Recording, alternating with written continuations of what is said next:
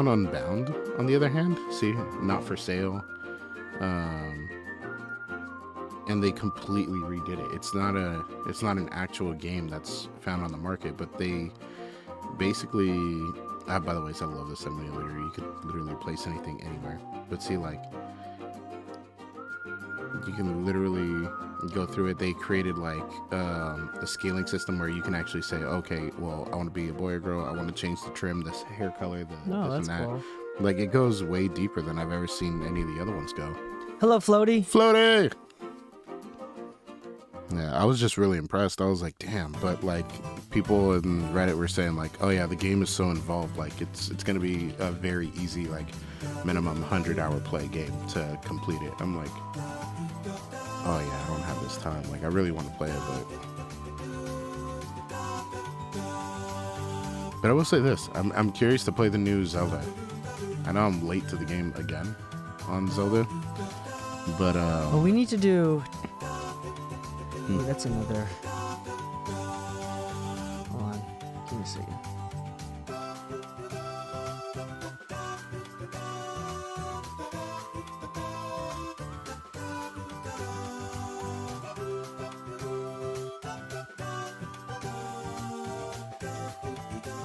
We did increasing income.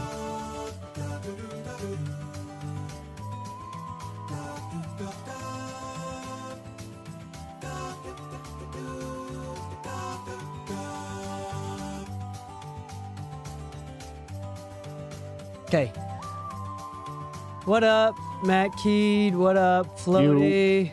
Today is going to be about the importance of desire. We're going to get into it. We're going to talk about that a little bit.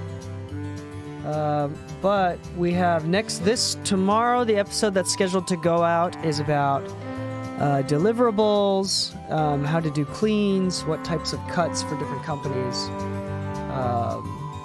Did we talk about 60-second donuts, 30-second donuts? I don't know if we did on that. I don't think so, no. Yeah, and then up in the future, we might even do a Q&A as well today. There's a few things that we want to talk about. We might, depending on how fast we get these episodes done, we might be able to get... hold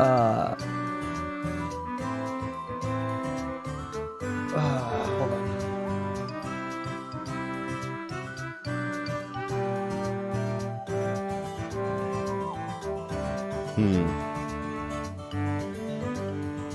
Okay, yeah, hold on one second. Yeah, so we might talk about a few different things here. We might do 3 episodes in this live stream. What's up, everybody? How's everybody going? Anybody play that new Mario Wonder yet? You did not, Matt Keed, you did not miss the Q&A episode. You did not miss the Q&A episode. Okay. Have we used the Orbit? Do you know what he's talking about?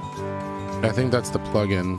I think it's supposed to be like modulation or reverb plugin, from what I remember.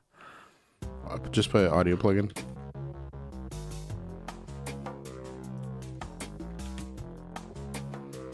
Yeah, I think that's the one. The Orb? Orbit Summing Mixer. Oh, from Neve. You used Oh. it. You used it. Is that the, what was it called? 5059? Oh, yeah. Yeah, you had it. 5057. Remember Yeah, I you had it. this. We did a lot of testing with it. Keywords had it. I think it was, I'll be honest, I think it was a great unit. But realistically speaking, the best part about it was the Silk, which you can get into the master bus processor for that, which is something I'm considering right now because I do really like. Sorry. I did really like what the saturation was doing. The blue Silk being really good for like low end, the red Silk being really good for like 900 to like 2K push. But it also felt like a bit much on that one. Like, I didn't like the idea of non-detentable kind of positioning on it, and inability to really modify how you like the Silk on it. Did Bob keep it? Did he get rid of it? I don't think he has it anymore. I don't think he has it anymore, to be honest. But I know that people like Tizio and all them still use theirs. If anything, they upgraded theirs. But for my needs, I almost never use the summing function of it. So, you know, realistically, it was just Silk that sold me on it, and you can buy Silk for so much less in a stereo pair. You can also go the preamp route. You can go Nashville style with it and just buy the Portico preamp, the stereo pair, and then just run Silk on that. Yeah, absolutely. Yeah. But yeah, no, the master bus processor is probably where I'd invest my money at this point. All right. Well, Matt, the question would be, what is your workflow? Yeah, what is honestly like, don't your do most something for dominant gig? do something for the audio thing. Do something for the workflow. Yeah, like for instance, like if you're gonna the Orbit is cool because it minimizes your need for any kind of recall. But the only way I was able to manage that is 100% everything and put in the notes blue or red. Yeah, that was it. Like nowadays, like I don't want to deal with recall, which is why like the stuff I'm considering more and more is kind of leaning towards like either it's a one knob thing where I could just write down what the one knob did, or plug-in recall. Yeah, that's right. Talking about plug-in recall, let's get into this episode. Let's do it. What a segue. Yeah, had nothing to do with. Okay, speaking of Pinocchio.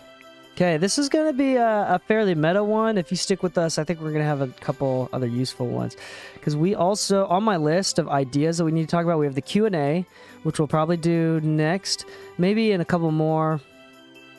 Let me ping the Discord and see if we... No, Matt. No. Did we talk about royalties? Like as far as how to get paid through them and everything, I don't think we have. We talked about it. Oh, we need to talk about translation, ago. like the point of translation and like having multiple devices, things of that nature. Yeah, so we're gonna talk about that. That was a Q&A, something in the Q&A. That might just go into the Q&A section. Yeah, I think a good idea too is kind of like, and this is obviously just fed off of the whole remote desktop thing, but just things that have recently made our lives that much easier.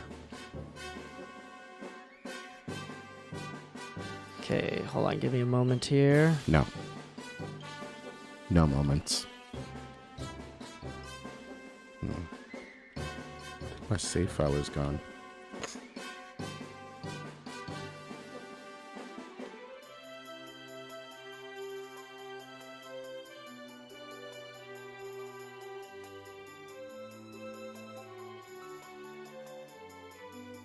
Hold on, y'all. Anybody play Super Mario Wonder? I've already 100%ed it. Already? Last week, yeah. Didn't it just come out like 2 weeks ago? Yep. God damn, how many hours? Well, to be fair, it wasn't that long because I'm actually really good at video games. Just sprinted through each level. I will say I spent like 40 lives on the last level. I couldn't figure it out for the life of me. That was the only one that was like really challenging. All right, let's get into it. Here we go.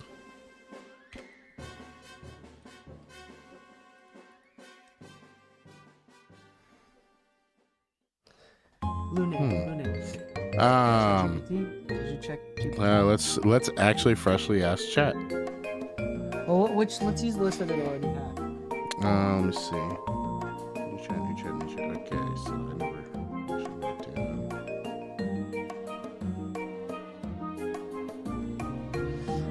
All right.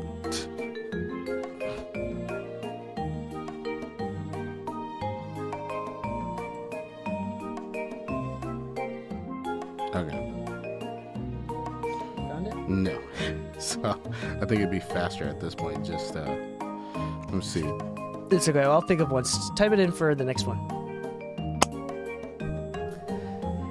Hello and welcome back to the Mix of Music podcast. I'm your host DK, and with me, as always, is my lovely co-host Harry Leglu. You know, he's not wrong, but it's not too hairy. It's just hairy enough. Yes, the classic alliteration. What is that? Is that what it is? Lovely Lou. Anyway, today we have an interesting episode. This is going to be one of those that I think is like extremely relevant as far as like careers go. It's one of those classic motivational, slightly meta episodes that I think does have a direct correlation with ability that we want to talk about. This is something that's been on my mind recently, especially the more people that I talk to, the more students I help coach. You know, the more people I kind of like try to help push them into a professional career in audio.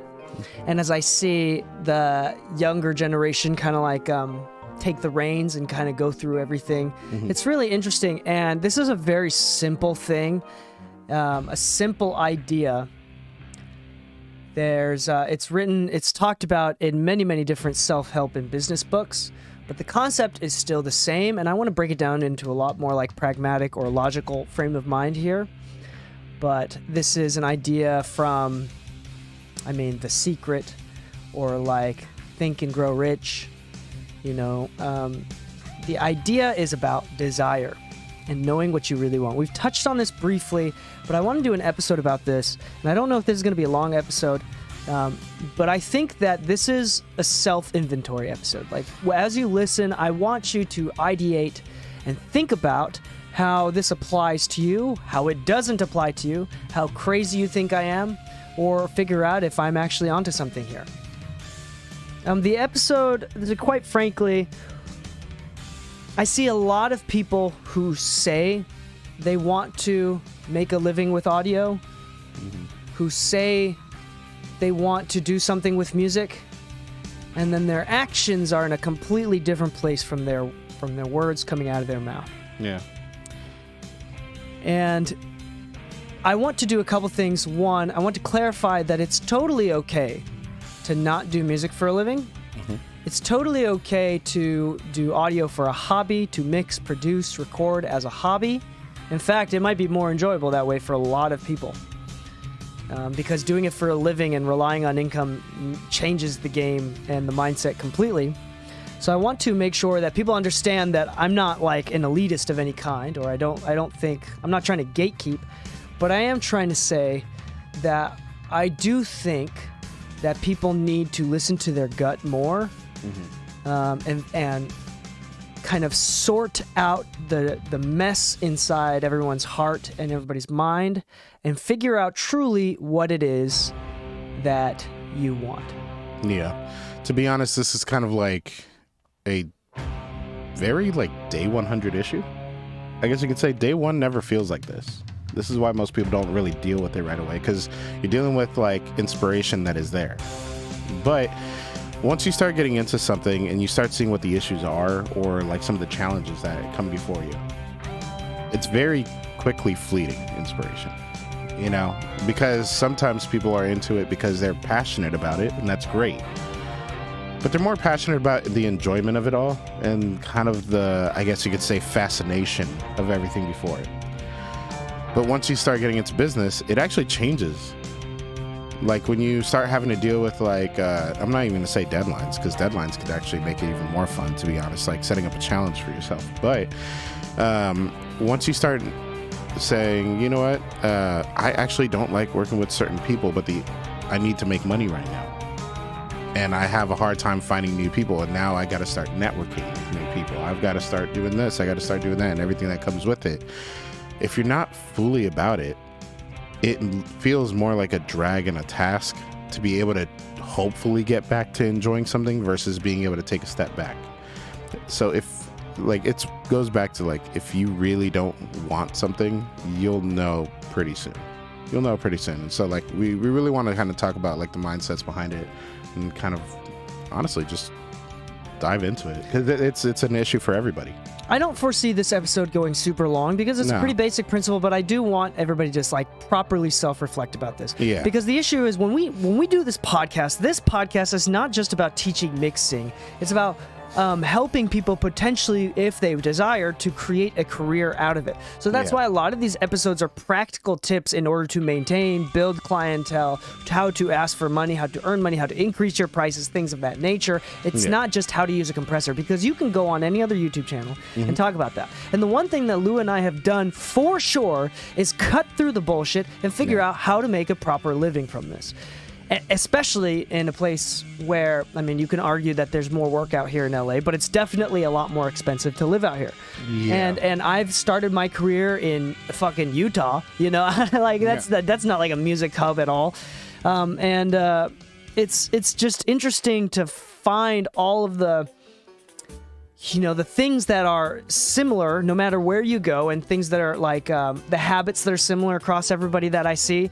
It takes the number one thing that I think will change the most is to properly declutter and find out what you want. Now, there's a couple tools that I think you should use.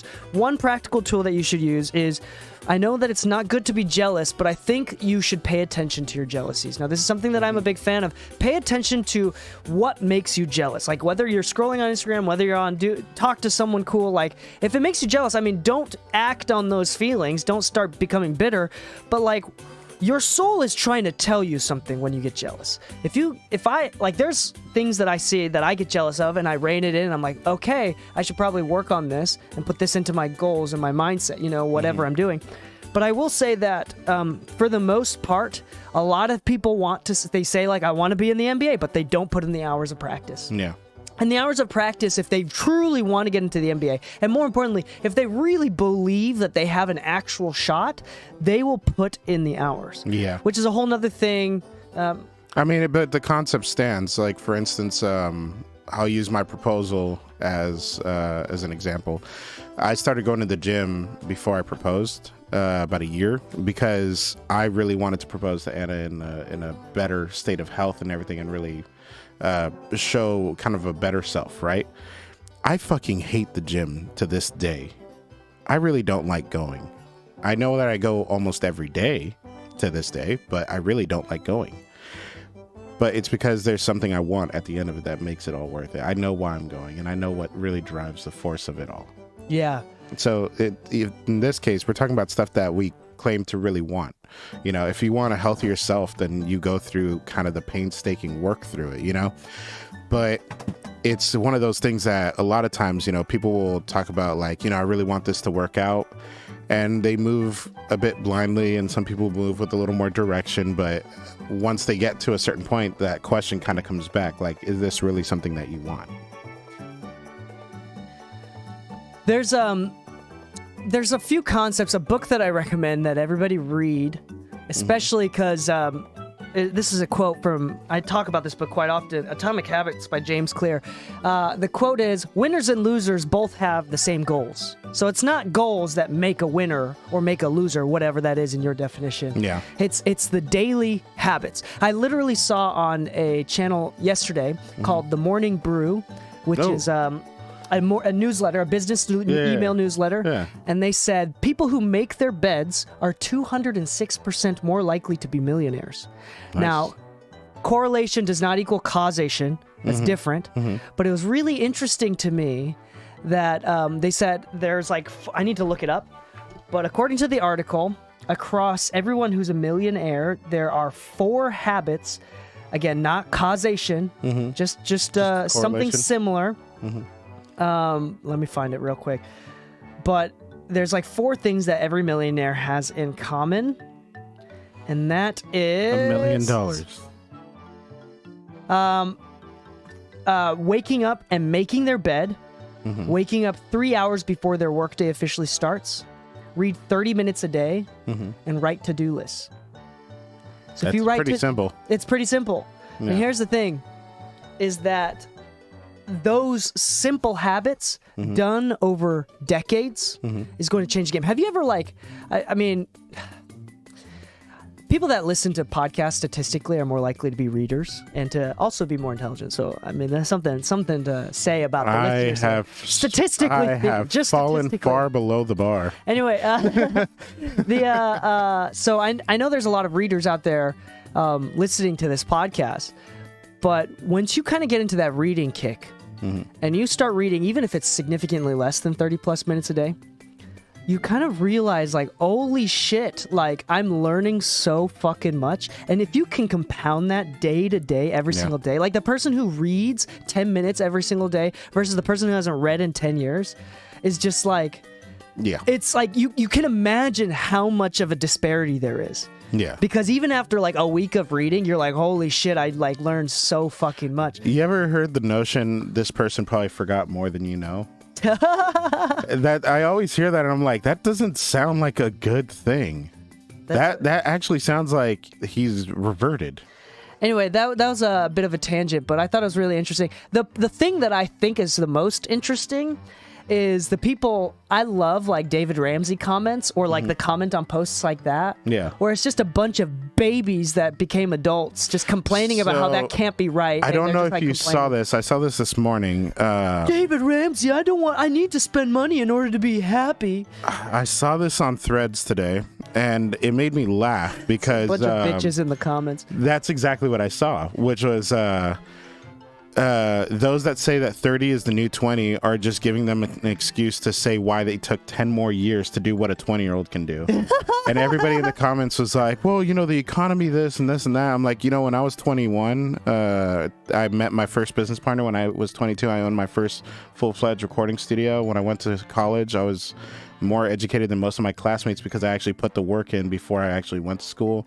And some people did not like me for that, and I acknowledge it as like, look, I'm sorry that I worked a lot harder than you did. Yeah. I'm sorry that I was the young buck that everybody pointed out was too young in the studio and didn't trust me, but then when you came up to the stage, I outdid you every time. There's a reason I have a chip off my shoulder. It's because I fucking outworked you. Yeah. Well, this goes back into why did you outwork them? I think it's because the singularity in the idea of desire. Yeah, right. So that's another thing too. Like this is the burn the boats kind of. Oh, it's been a while since I've retold this story, so I don't even remember the character names anymore. But burning the boats, back in the days of colonization. Don't worry, my grandfather is all part of it. Yeah, Spanish Inquisitor. Hold on. Spanish the conqueror. The person that's like, I would like to know about the more Spanish conquistadors. The conquistador, not inquisitor. The guy asking questions. He's like, so let me ask you, why did you conquist? The conquistador, the conqueror there. He's out trying to find gold, and he tells his men, yo, we have a plan. We're going to have a plan. They don't talk about backups. And he says, burn the boats. If we're going to go back home, we're going to go back on their boats. He gave them no plan B. There's no escape route. It's either we're going to fucking die or we're going to take their boats and go home with their boats. Yeah. And that was the only time in like the hundreds of years that they've tried to take over the Aztec gold or whatever it is. I need to recap on this story, the details of the story. But anyway, the point is, burn your boats, have no plan B. If your desire is so fucking solidly set, then things like going to practice, and I'm not going to quote Allen Iverson here. We're talking about practice, man. Okay, anyway, we're things like going to practice, right? If you're trying to be an NBA player, the things like putting in the hours, making a to-do list, and for mixing, it's like finding clientels, going to shows if that's what you want to do, like taking out or not. Okay, hold on, that's a bad example, but like making properly calculated but still risky moves, because in the game of business, it's not just risk. You're not gambling, because gambling means you have no control of the outcome. But what you do is you do something risky, and then you work your fucking ass off to make sure that everything turns out in your favor. You know, you can turn it from like relative gambling into like forced outcome just through sheer hard work. And that doesn't happen if you don't know what you want to do, which is a normal thing to feel. Yeah. It's very normal to not be exactly sure what you want to do, but it is important to acknowledge what you don't want to do. Yeah, whether you work backwards and you figure out what you don't want to do, or if you like just pay attention, you meditate, figure it out, do therapy. I don't give a shit, but you have to. I think you can't figure out what you truly want to do in this childlike, naive desire. It's like you're blinded by everything. Everything else is blind. You're blind to it because like you just see straight ahead. You can't get that unless you're really trying to find it. Yeah. I remember the first time. This is a story I haven't told in a while. I remember the first time I found my first real, like, passion. And this is when I've always been like this ADHD kid who never did well in school, you know, like just like totally just never figured it out. School. Yeah. I never did homework till the end. There was only a lot of passed. stimulation. Yeah, I only passed because I did well in tests. Actually, I hate to admit that was exactly my case. Dude, I figured out that I have a bomb-ass god-tier short-term memory. I can memorize like 50 pages of like chemistry and like physics formulas, and like on the walk to the testing center. Anyway, we're not gonna talk about that. But the first time that I ever figured it out is straight out of like my first serious depression, junior year of high school. Towards the end of it, as I was coming out, a neighbor friend of mine was longboarding down hills. He was like bombing hills on this longboard. I was like, yo, what the fuck is that? That's crazy. And he was like really excited about it. He was like really passionate about the sport, and he got me into it. And that's what they say, you know, the transference of passion being around passionate people is not nirvana. What's the word? I'm forgetting the quote here.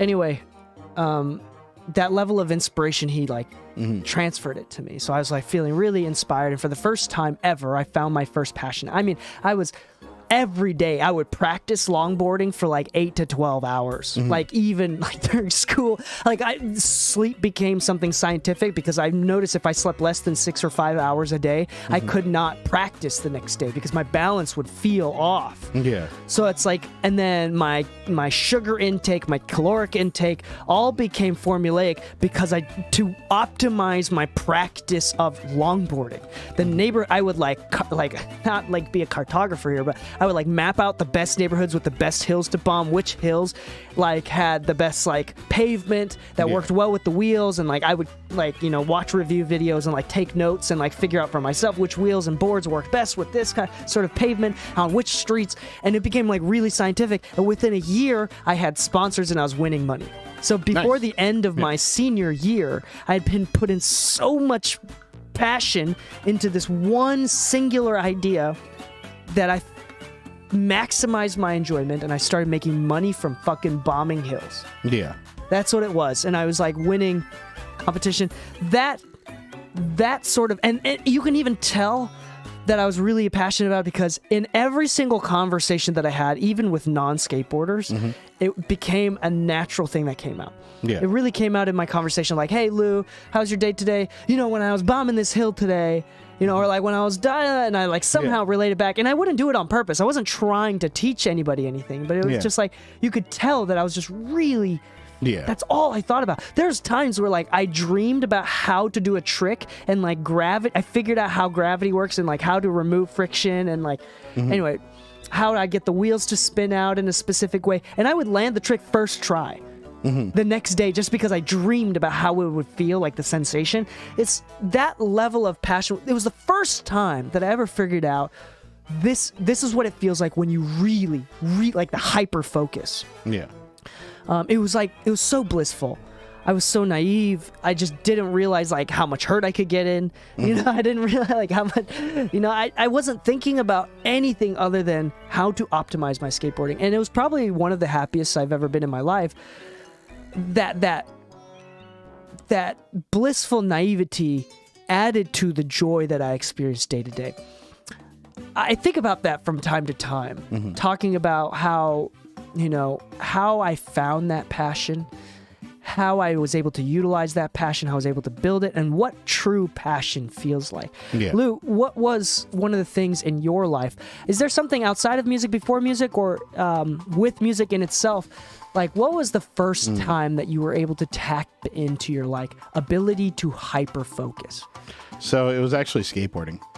Oh, it's the same thing? It was the same story? Oh, my God. Well, Similar kind of. I never did, downhill bombing or anything. I was more of a street kid. But I had a small local sponsorship, Skateboard Shop would just give me free shirts to, wear their stuff. And they would actually help me, give me 50% off on trucks and Give us stuff an image. How old were you about? 13. And so this is middle school. Yeah, I started when I was in 5th grade, but I really got deep into it up until 10th grade.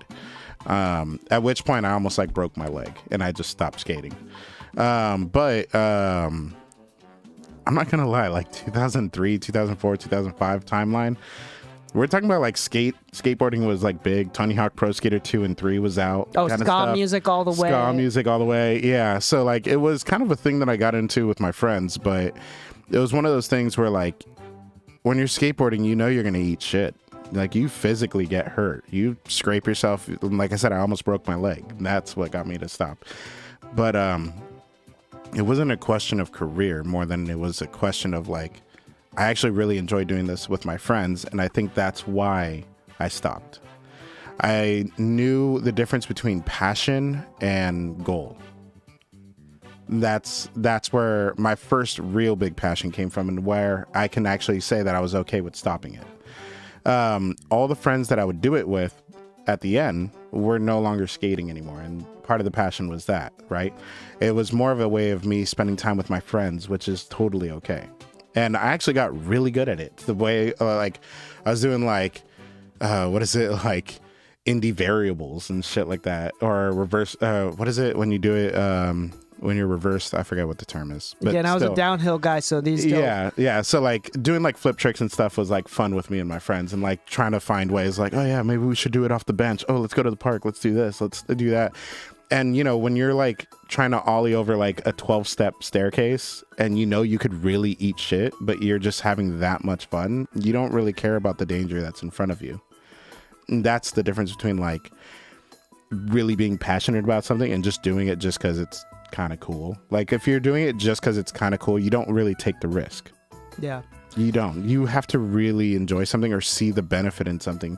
And even if you want to call it a calculated risk, saying that it's just because I wanted to be around my friends that I'm willing to risk it, it's not even that, because most people won't do that for their friends. You'd have to be in a dangerous situation where one of you is about to get hurt and you have to put yourself in the way for them to make it really say oh, I got into a dangerous situation for my friend. No, skateboarding is not that. But that's kind of the amazing thing. It's okay to know that once you have a goal and it's something that you see for yourself long term, or you really passionate about something, you can find a way to profit from it. You can find a way to get really fucking good at it in a short amount of time. But it's also okay to acknowledge that once it's no longer the same passion and it's not something that you really feel the need to reignite, you've kind of been okay with it and it's time to do something else, you need to know when to walk away. Yeah. There's have you seen YouTube videos or TikToks or anything on Instagram, content creators of any kind, where they're really into this niche thing? Mm-hmm. For a while I was watching mechanical keyboard enthusiasts. Yeah. I've even seen people that are really into shaving. Yeah. I've seen you see people that are the easy one is cooking or eating. Yeah. Different forms of art, specific weird things. The one thing that I think about all the time, Pokemon traders, is when you can really tell, as a viewer, you can really tell when someone genuinely loves this shit. Yeah. even if it is something that I cannot relate to at all, it is enjoyable to watch something do something that you can tell they're really passionate about. And even on this podcast, I'm sure there are moments where Lou and I are fucking into talking into these microphones. And you can tell it's like, oh shit, DK and Lou love this. And there's going to be episodes where like DK and Lou sound like they need a few extra hours of sleep and a good punch to the fucking nuts, you know? And It's true. there's people can tell. And I think that there's a few side effects. I'm thinking out loud right now. I haven't like formulated any of these thoughts previously.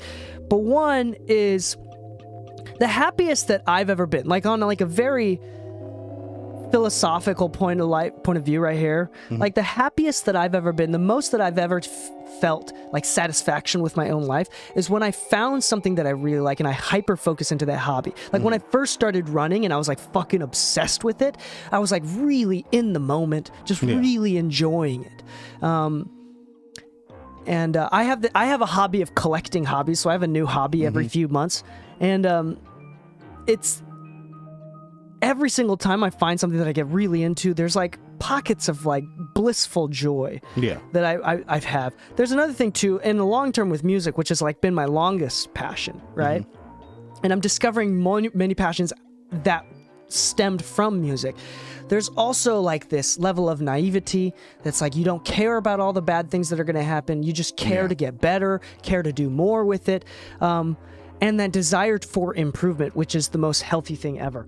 I share this quote all the time because I think it is so good. And I have a couple of takeaways that I think people should be thinking about after we read this quote. But I've read this a few times on the pod, and it hasn't been for a while. But this is from the writer C.S. Lewis. There are always plenty of rivals to our work. We're always falling in love or quarreling, looking for jobs or fearing to lose them, getting ill and recovering, following public affairs. Right now, there's a big obvious public affair that can be distracting. You know, it's... if we let ourselves, we shall always be waiting for some distraction or other to end before we can really get down to our work. The only people who achieve much are those who want knowledge so badly that they seek it while the conditions are still unfavorable. Favorable conditions never come. And that's the thing, too. It's like, if... I'm going to be totally real with you here. If your parents, your aunt and uncles, your siblings, any family members telling you that it's stupid to pursue a career in music, and that made you think twice about it, this fucking shit isn't for you. I definitely would not be here because I'm the only one in my family that did it, and I got made fun of and ridiculed for a while. Yeah, like if you've even considered, oh, this might be a dumb idea. Like, if that's a thought that you've had, this may not be for you. Yeah. And I'm not trying to be rude here. I'm just trying to be realistic. Because the takeaway here, another thing that I want to talk about is, one, I don't think... There's part of me that wonders if desire is just... If the more things you do, you throw spaghetti on the wall, something's going to stick. Like, the more things you do, the more that you're going to find out, okay, this is something that I really like. And I think it's natural. And there's another thing, too. It's like, I know a lot of people that were originally really passionate about music, really passionate about something, and then they lost that passion, and then they had to work on bringing it back to its original state. Yeah. Which is, especially when you start making money or you start building a career with something that you're passionate about, you consistently have to work on keeping it enjoyable. A lot of people get blindsided at the first burnout. I know I definitely did, and I know a lot of people that we've trained and taught over the last couple of years have experienced it, and we're having a very similar sense where at first it's passion-based, it's education-based, it's experimental. The moment you start actually making money from it, you're like, oh, this is cool, I'm actually getting paid. But then they start getting asked to do some of the regular work, right? So often that it's like, I feel like I'm just playing catch up with the projects versus just trying something new, working with new people, and just experiencing things anymore. And the first stage, the first time you burn out is that recovery stage where it's like, hey, either take a step back for a little bit and just remember why you're in it. And if this is something you really want to do, either pivot to just collaborating with people or really focus on the work if you want to make this long term. But that first burnout is usually a very challenging one because you haven't experienced it yet, and it's kind of a fresh issue. Okay, there's a couple thoughts that I have.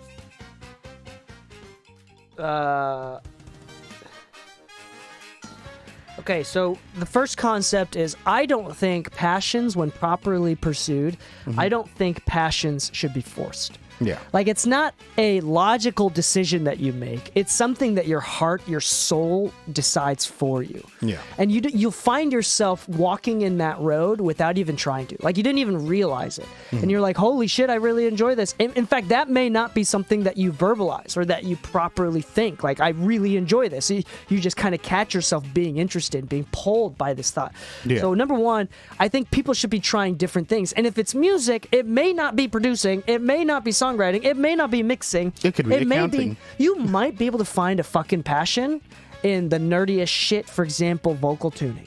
Or That's something coding that for plugins. There you go. What? Coding for plugins. Coding for plugins, reviewing plugins. I'm not as big of a fan as reviewing plugins as just like using them.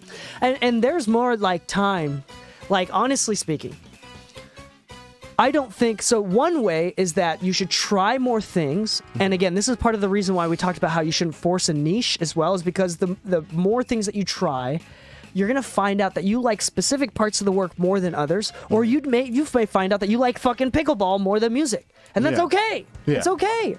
You know, but try a lot of different things and let that desire come to you naturally. The second thing that I'm thinking about is also, if you started music because you're really passionate, and I know a lot of people in this situation, you started music because you're really passionate, and then you're starting to fall out of love with it, or you're not as passionate as you were originally. Now, I think one of the things that people should think about is it's partially your fault. Not partially, it is 100% your fault. You probably allowed clients to stomp on you, and you didn't have clear boundaries. You possibly overworked yourself. You possibly took yourself too seriously. There's a lot of different possibilities, but maybe not 100%. But if there's a part of it that like naturally becomes less and less genuine every time you go, no, I'm just thinking about like real hobbies, like because it becomes more and more fun the longer. Yeah, to be honest, I'll say it like this: when you're talking about a career and a hobby, it's two very different topics, which is why like skateboarding for me was more of a very passionate hobby. When music became a career choice for me, and I'm using the word choice very intently, because unlike a hobby is really just something that passion drove you to. It's almost like a choice that was made for you, right? But a career is not a choice that's made for you unless it's something that you've been around for so long. Somebody started paying you money and you had seemingly no other option. Right, but realistically, that can really ruin a passion. Yes, it can. That can fucking destroy a passion. But on my end, like when I first started in music, like and really said like I actually want to find a way to make a living from this. It started all as me playing in bands, like playing guitar and stuff. I played Battle of the Bands in my school and had fun with it, right?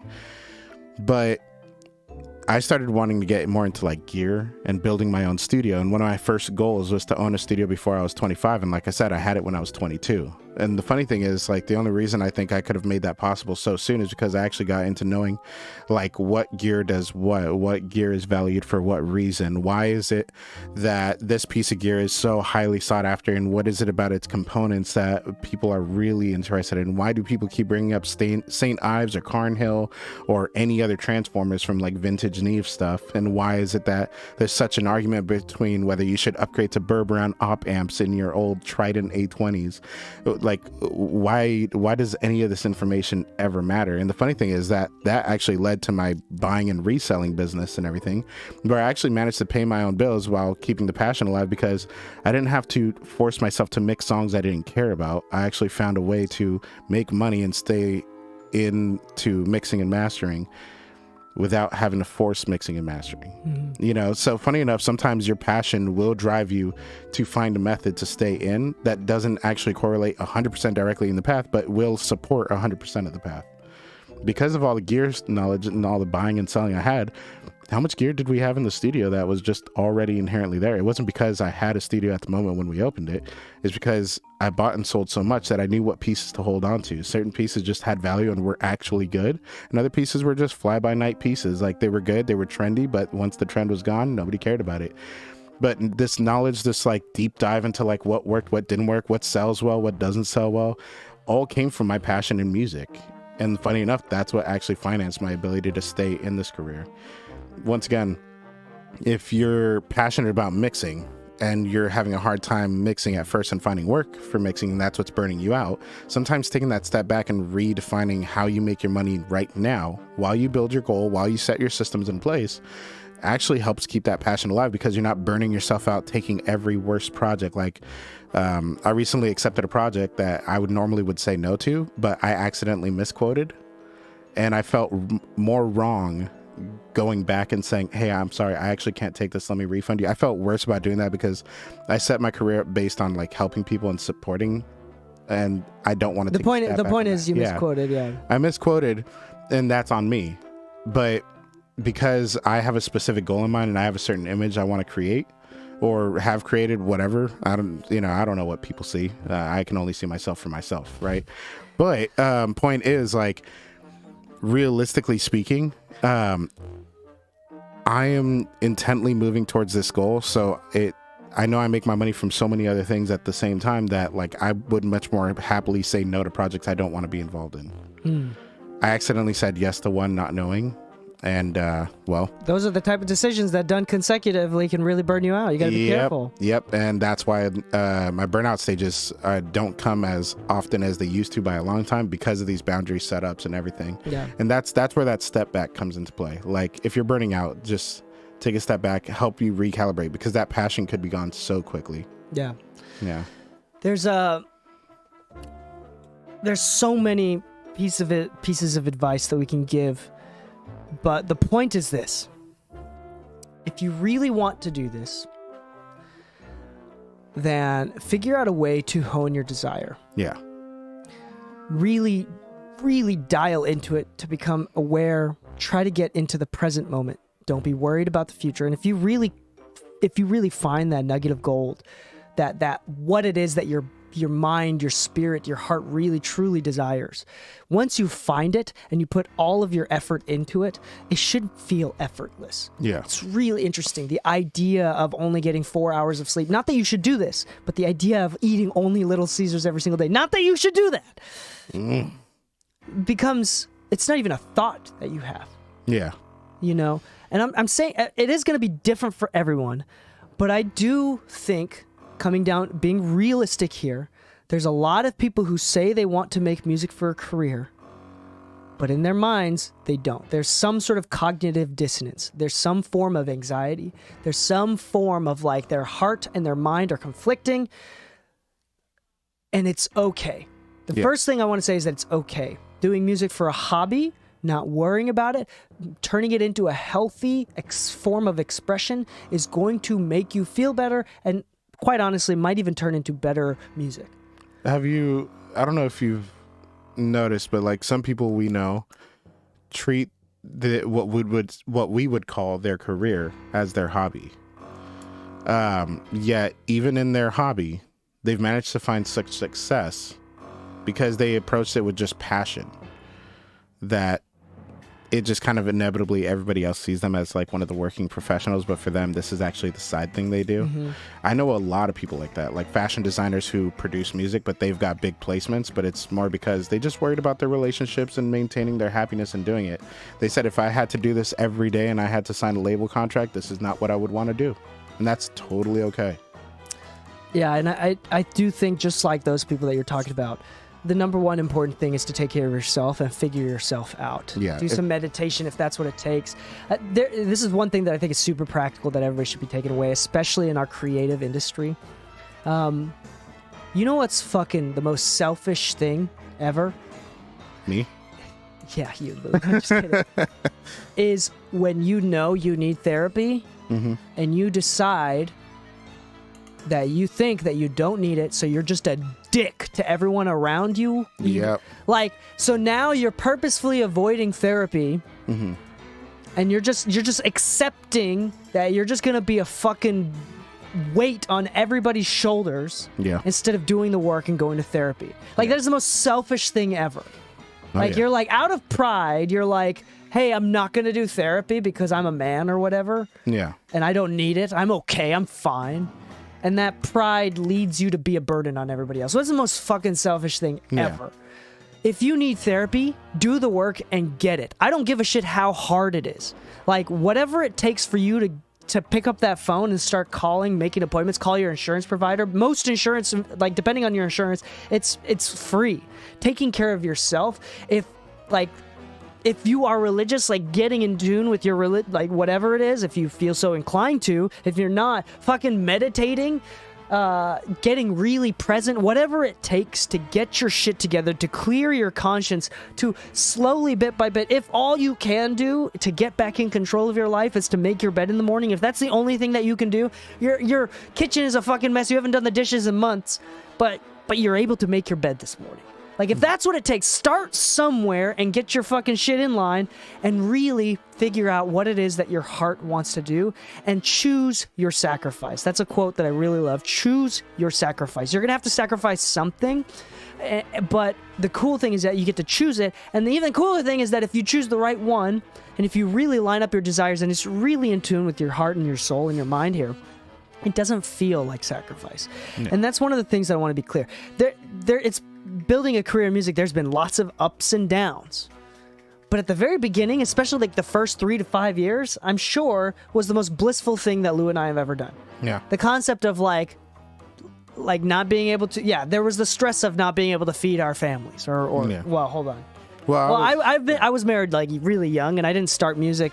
I started music around the same time I got married, which is like 21. My stress was more, I'm in a long-term relationship, and we now live together. So if I cannot pay the bills, then what am I of a man as an option for the future? Whatever it is, of course, there's something on the line potentially. Pride.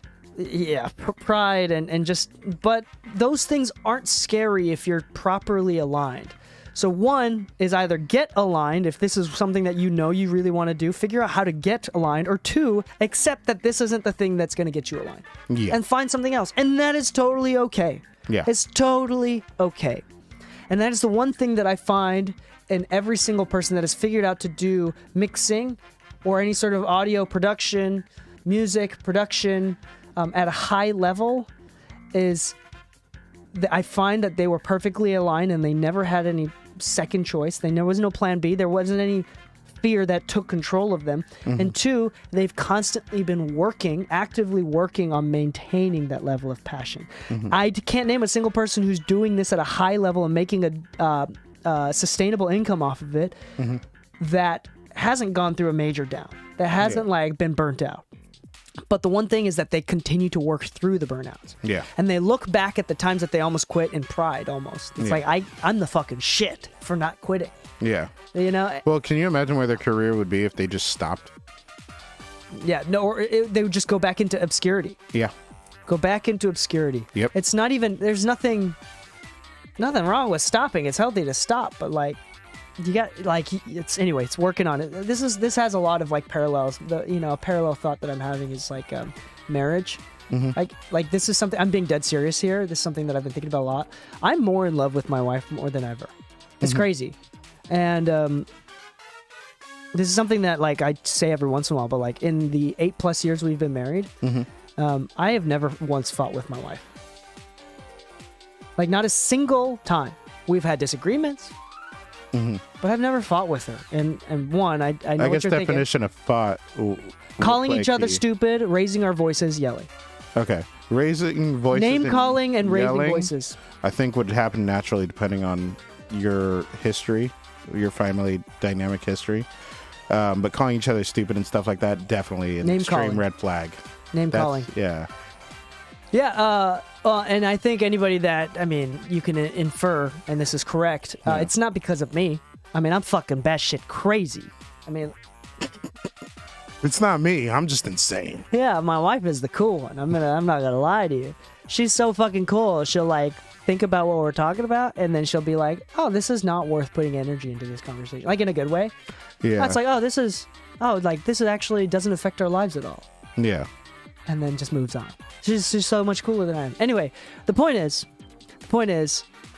you'd think that after a long time, the classic story that you hear is marriage gets boring. That's people are scared that marriage gets dull. There's less sex, and it's it's boring. Yeah. But at this, I'm going to tell you right now, the more that I work on it, the more that it become actively forefront of mind. I don't think I've ever loved my wife or found my wife as attractive as I do now. And the coolest thing is, like, I don't think that's going to go down in the future. And what I'm not doing is showboating how awesome my relationship is. But I do think there's something to be said is that both my wife and I are actively working on it, and we love each other, and there's no fear, there's no fear of, or jealousy. That jealousy in a different term than I mentioned earlier. There's no fear, there's no jealousy, there's just straight up trust. And it's like, we know this is going to work. We're working on it. We talk for a couple hours minimum a day, an hour or two a day, just like talking about our feelings or what's going on and things of that nature. We listen. We like actually enjoy talking to each other. There's like, I don't know. Maybe I am starting to like virtue signal a little bit here, and I'm trying to avoid that. Well, My bad. But the point is, like, work on it, and I think it can get better. It doesn't have to get dull. Well, I don't know if you've ever like Steve Jobs was a big topic for everybody, like in my age group. I don't know if like your generation was much of a big Steve Jobs fan. I know we're only a few years apart, but in high school terms, that's a senior and a freshman are two different mindsets. But there was an interview done back when he had a full head of hair, and they asked him, like, what's something you learned at Apple? And it was, his claim is he learned to communicate with people differently. When it came to this is an issue, he would actually intend to fire less and more communicate with people about longevity. He wasn't looking at people for the immediacy or 1 year length of time. It was 10-year length of time. If we look at that same notion, he said it wasn't something that he learned necessarily off of like something that happened, but rather off of the data that he had from Apple itself. Basically saying that if you were to look at an issue and say, hey, what can I do to make this issue non-existent? Like, I understand that you don't really see the picture right now, but I can see the work that we can do together over the course of the next 10 years. I'm not looking at this as next week's paycheck or next week's project. I'm looking at this for the next 10 years. I want long-term. So when we look at our passions, when we look at our hobbies, when we look at our relationships, we can't look at them as an immediacy thing. We can't. It doesn't make sense. If you're looking at it as an immediacy thing, it's not meant to be. It's really not meant to be. If you don't have a long-term plan with something, then move on. Yeah. That's another thing too. It's like if people with that think if a non-properly uncontrolled desire can turn into like fast burnout, because it's like, why am I not getting good fast enough? They get frustrated. They're not patient. But I think if it's properly aligned, and you understand, like every single small little half a step forward you take is super exciting and something that you want to brag about. Yeah, because the funny thing is that your passion aligns with the longevity that you have intended for it, whether it be your marriage, whether it be your career choice, whether it be a hobby that you intend to keep for the rest of your life. For instance, one of the sweetest things I heard in the last year was the owner of Burbank Sports Cards. He spoke to me about his mechanical airplanes with such passion that he actually has a little warehouse at the Bob Hope Airport where he stores all of his little mechanical planes, and he flies them, and he teaches his grandkids to fly them. He taught his kids how to fly them, and it's something that he's actually kept alive. At no point did he ever want to make a career out of it. It's just a passion that he had for so long that he started building them in preparation for like a son's birth, and like would actually make that like the plane that was a monumental moment in his life, and he would fly the plane every so often. You know what I mean? But it's one of those things where it's like, cool, it's okay if this is like, you know, that it's not a career thing. That's okay. It could still be a long-term thing. But if you want to see growth, if you want to see actual like real change, notable change, noteworthy change, if it's for an exterior reason, right? Like if you're doing this because you want your parents to notice you, whatever. But I'm just saying, go to therapy. Yeah, go to therapy, 1, 2. But you know what would really impress them? To really see you passionate about something and grow in something. But not anybody's telling you have to be done with it next week. If you know it's going to take 10 years and you're okay with that, then, you know, every little bit of progress, like DK said, is something that we get excited about. I would get excited about knowing the difference between a 57 and a 58. Yeah. Which most people don't really know. It's really just kind of a low end and a top end thing. It's not much. You can throw both of them on a sax and be fine. I'm thinking about like video games. Like if in a video game that you really like, Pokemon. when you get to a hard part, it gets more exciting. It does. The Cynthia But fight. if you and really Ruby. like, and not like me, you're not really into the video game, but you're doing it because somebody told you. It's like you get to the hard part, you're done. Yeah. You know, so I think that's a good metaphor. Yeah. Like you gotta one, find the right game, or two, figure out a way to get some enjoyment out of it. Like Monster Hunter is definitely one of those games. Like unless you're really intently playing for end game stuff and all that, Monster Hunter is such a grind game that it's cool in my eyes, but a lot of people would see this and play with me and be like, dude, this is fucking lame. It's like, yeah, well, I like it so much, I'm willing to do this. I think my last Monster Hunter save file had like 3,000 hours on it. Yeah, dude, this is interesting. This is from a book called Indistractable, which I know you like listened to, the audiobook. Yeah. Still not done with it yet. I think I have like another couple, I think like 20, 30 pages. So this book is called Indistractable by Nir Eyal. I'm going to mispronounce that. How to control your attention and choose your life. But anyway, this is one of the things that this book talks about is, I'm in the middle of this book right now. I'm not done with it yet. But it talks about how human nature, why we've progressed into never feeling fully satisfied, why we're so easily distracted. Even it talks about this interesting experiment about how 67% of men were, when they were put into a room with a button that shocks themselves, like painful shocks, most people, 67% of them will shock themselves out of boredom because they'd rather feel pain than to sit there and be bored. Yeah, and they interviewed these people before the actual like test, and they were like, I would pay to not be shocked. Yeah, I would now they're pay. shocking themselves for free. Yeah, for free. Yeah, it's super interesting. Anyway, one of the things that it talked about is to make things that are boring fun. This is one stupid ass thing that I remember my grandma saying. She's like, well, chores are more fun if you make it like a game, if you gamify it. And I'm like, all right, that's some fucking like granny type shit to say. But this book talks about how that is a real thing and how to properly do it. I'm going to read a couple quotes from here that I highlighted. Sorry, I need to see the light. Fun is not a feeling so much as an exhaust produced when an operator can treat something with dignity. Fun is the aftermath of deliberately manipulating a familiar situation in a new way. Operating under constraints, Bogos says, is the key to creativity and fun. So one of the ways that I keep mixing fun is new plugins, new techniques. Like I'm always trying to improve. Like there's this self-awareness that I have where I'm like, okay, I want to get better at this, the mid-range and the vocals, right? That's something that I talked about recently on an exclusive episode of the podcast, mixingmusicpodcast.com/exclusive. You know, there's always this new technique or this new part of the mix that I want to focus on. And it's like there's this new constraint or this new focus. And it keeps mixing so fun because I'm improving. The times that I've gotten the most bored with mixing is when I felt like I was the shit. Well, no, hold on. I know that I am the shit, but I mean like when I'm like really satisfied with my work and I don't seek to improve it in any way. Like there's no new angle of looking at it. Yeah. And I feel like I'm just going through the motions and just rushing through these projects is when mixing is the most boring. But when I get to take the time to experiment and focus on different elements of the mix is when it becomes fun again. Yeah. And I have to do that on purpose, whether it's through constraints or whether it's through just manipulating a familiar situation in a new way, it becomes fun. And the more fun, the more I gamify it to myself, I literally can sit here and talk about how fun dialing a compressor is and like fucking mean it, but to somebody else that is a producer that hates mixing, they're like, this is why we pay him, because I fucking can't talk about mixing like that. Yeah. Like I just don't give a shit. And that's okay. Okay, anyway, we're rambling on. I said this was going to be a short episode.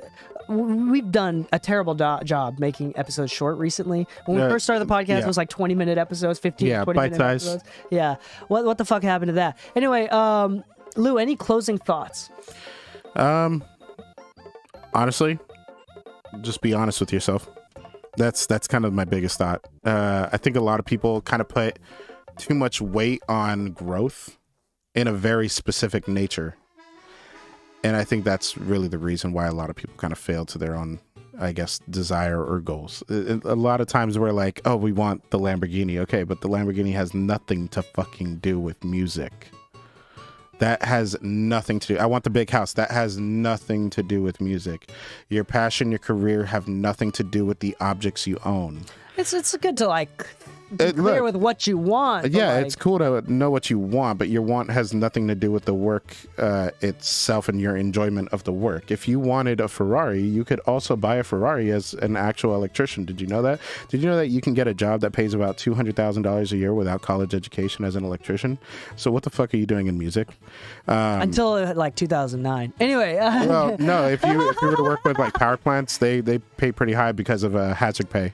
But the point is, I do think that there's something to be said about if you do desire like a mansion or something, you can still realign the things that you don't want to do. It becomes doable when you really know what you want to do. Exactly, but if you got to really want to do the thing that you're doing, it can't be the object that even if it is motivates something that I think is stupid, like wanting a mansion or like wanting a hyper nice car. Like if that's something that you really truly want to the point where like sleeping 4 hours a day is like worth getting this car. But I don't think that's for everybody. So let me ask you this. Is the correlation the car to your success, or is the correlation of your enjoyment, your goals, the way think it's you willing grow? To sacrifice. It's like sacrifice becomes easy. But you can sacrifice in any career is my point.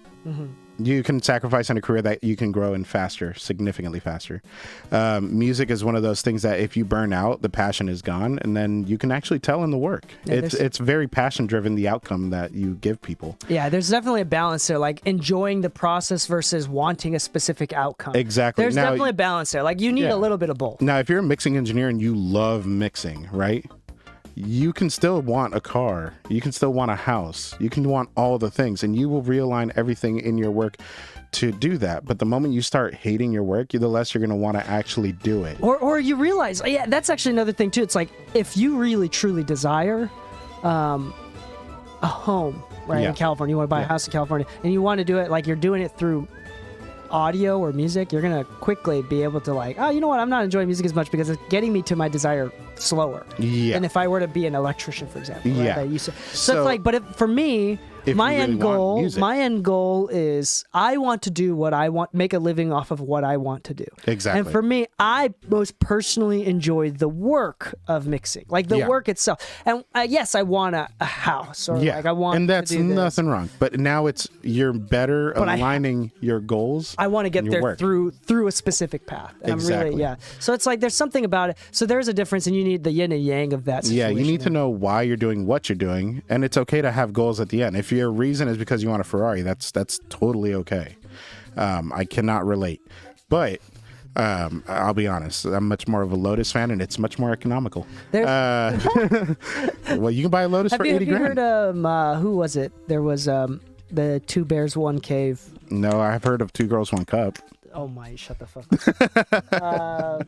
Anyway, he was talking about, I forgot his name, not Brett, but the other one. I'm blanking right now. Not Bert, sorry, Bert, not Bert Kreischer, but the other one. Oh my, Tom Segura. Okay, anyway, Segura was talking about how I hate people that like get the money. Like they work their hard their whole career and they get the money and like they don't want to buy nice things. It's like I hate those people. He's like, what was the point of getting all that money? You're not going to spend it on a nice car, you want to. It's like, why are you doing? And he's like, those people piss me off. I'm not gonna lie, I can sympathize with that notion. Like for me, my motivator is not a car. It's actually having a really nice studio, a very nice aesthetic space that I can feel like, holy shit, look what I've built, and it continues to grow. A car doesn't grow, and it loses value instantly. And next year's model is gonna be nicer anyway. So for me, like this is where like the Buddhist part comes in. For me, like the home will come. Yeah. But for me, it's not.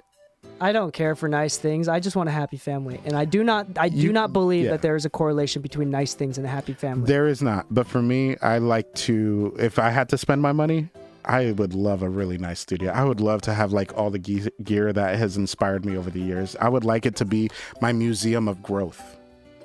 That's more of what I want. Museum of growth. I like that. Yeah. That's kind of what this podcast is. Like even when I first originally started, the idea of the podcast was also to kind of be like a journal of progress. Yeah. And it's crazy to think about like that first episode in 2019. It's only been 4 years, and how much my career has like blossomed and changed. Like 4 years ago, DK, like that's insane. 4 years is also a long time, but it's also not long at all. It's just fun to look back. And I want to say, like, if you listen back to those first episodes, man, the amount of stress that I was in and just able to deal with, the amount of like difficulties we were having. And then like the fucking moving out here was the hardest thing I've ever had to do. Not due to uncontrollable circumstances. Not that LA is hard, but things that were out of my control, things that were happening.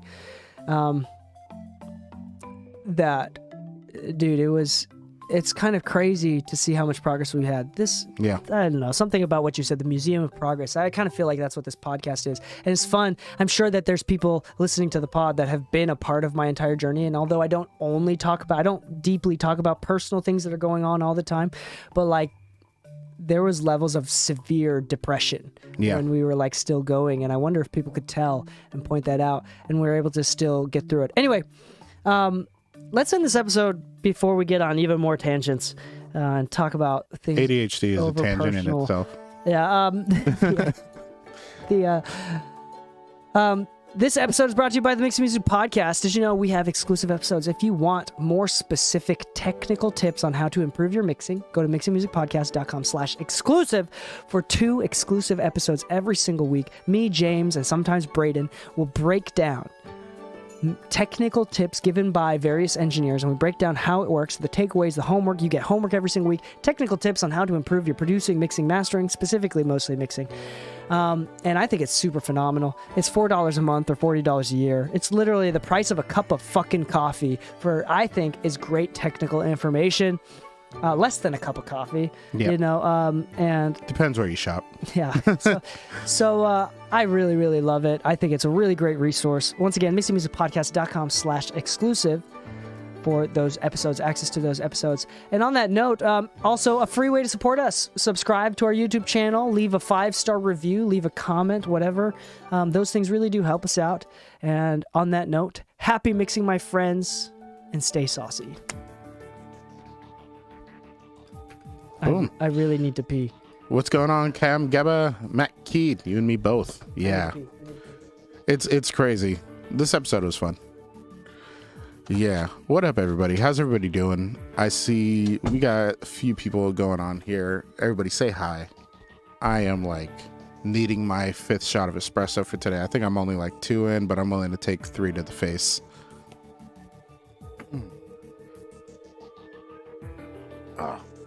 So yeah, let's see. Damn, you missed it. What did I miss? Did you miss it or did I miss it? I don't know what I'm missing. Oh no, you're good. We still got 2 more episodes potentially. I forget what we're gonna do subject wise on the next 2, but yeah. No, you didn't miss much, man. Honestly, one thing I've been doing recently, if you guys are ever wondering, like, the whole notion of, like, honestly, Indistractable is a really good book. If you're like me, sitting down and doing one thing at a time is kind of a challenge. I'm always busy because I'm always doing, like, a million things at a time. And so Audible is actually really, really good in my world. Where there's certain books that like DK will bring up, I get interested in them. Like he posted when he first bought Indistractable, and the title alone was already attention grabbing as it is. So I bought the book on Audible, and I've been listening to it. And yeah, the notion that like sometimes it's just how you approach something that can re-spark a new passion or reignite the passion. One of the things I've been doing recently is challenging myself to do certain projects without the use of certain tools. So, for instance, can I master a song without a limiter? Which is kind of a fun one, but at that point you're kind of like, okay, well, a clipper can be used, certain types of compression, and maybe like multi-stage compression could be a thing, something like the Shadow Hills Master Compressor. But like just finding new ways to try something is actually, it's very rejuvenating. And then honestly speaking, finding new projects. Something I've done recently, I've been reaching out to YouTube content creators on the Pokemon side of things. I know I'm a big nerd for this one, so, you know, crucify me if you will. But I've been reaching out to YouTube content creators in the Pokemon spectrum, just trying to see if we can work together on different projects. And that's actually been kind of cool because I recently picked up a guy that does icebergs. Ooh, extreme. They're both extreme, but this one's Apple. I'll take Apple. But yeah, he does iceberg videos on the Pokemon series and in the games and all that kind of stuff. But he apparently makes all of his own music. So I asked him if he needed help mixing it, and he said he's happy with the mixing, but he did see that I do mastering, and he's recently been hiring me to master the music that goes into the YouTube videos, which is actually really cool. Yeah. How was the poop? A pee. It's more like a liquid poop from the front.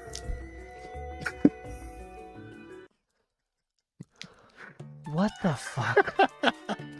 It's just a different color, different scent. It's completely different anatomy process, but I remember in middle school being really amused by a quote. Friendship is like peeing your pants. just nice and warm. Everyone can see it, but only you can feel its true warmth.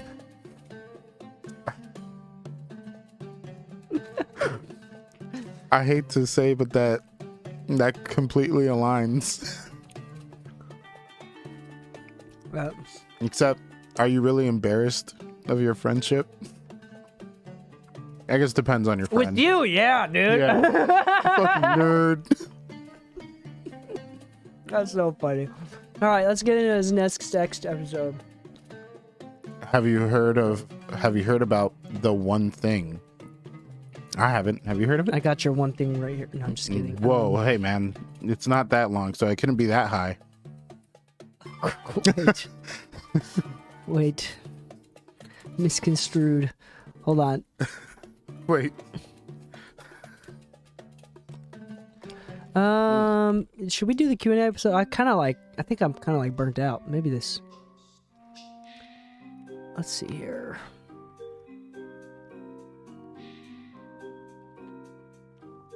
I need to figure out where that other question is.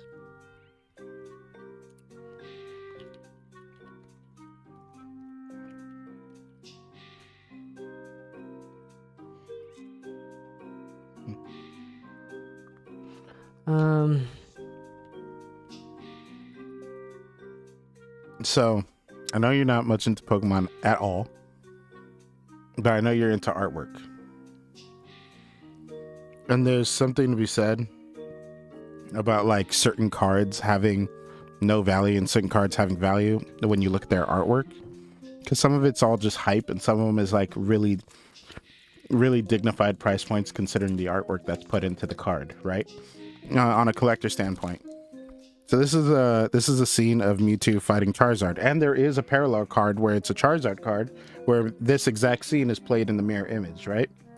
But in both of them, you have like Pokemon who's just caught in the blast and everything. They're just flying around and everything. Somebody posted they never noticed the Diglett in the corner that's just getting launched. And I'm just looking at its eyes. And I'm like, I actually have a card. I have this card. I've never seen that Diglett before. But they didn't have to animate him so cartoonishly in despair. That is good. All right, let's do a Q&A episode. Is that cool? Mm-hmm. Let's do it.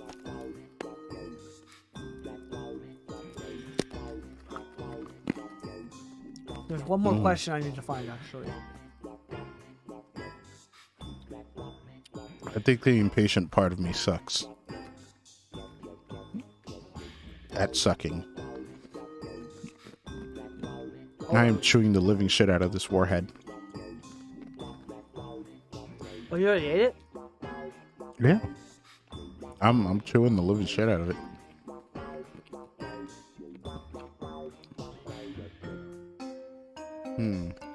The One Thing. I'm gonna look that up on Audible right now.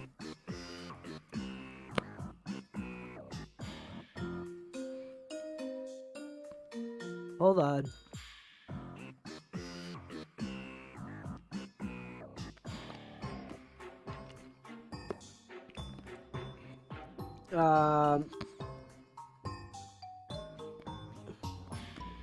Somebody asked a question. I can't find it anymore. Freak. Do you remember what the question kind of aligned for, and you can reverse search it?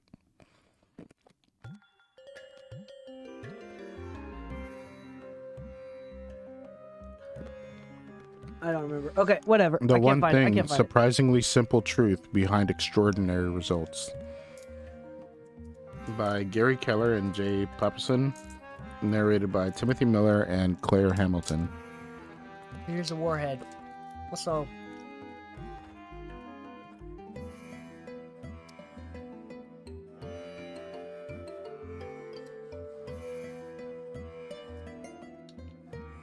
I like how in Jada Smith's book, This one.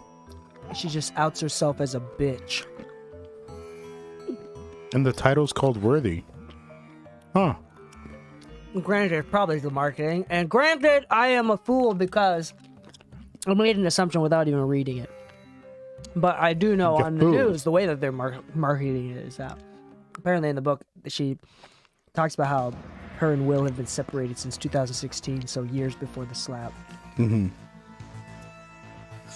I like, should be called a firm grasp of the obvious. The secret, concentrate on one thing at a time. How does it take 5.5 hours to get to one firm grasp? That's where, like, some of these books, like, I like reading the reviews sometimes, not to, like, spoil anything.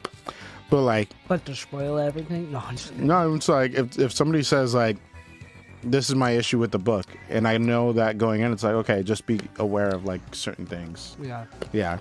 Everything with a grain of salt. All right. Q&A episode.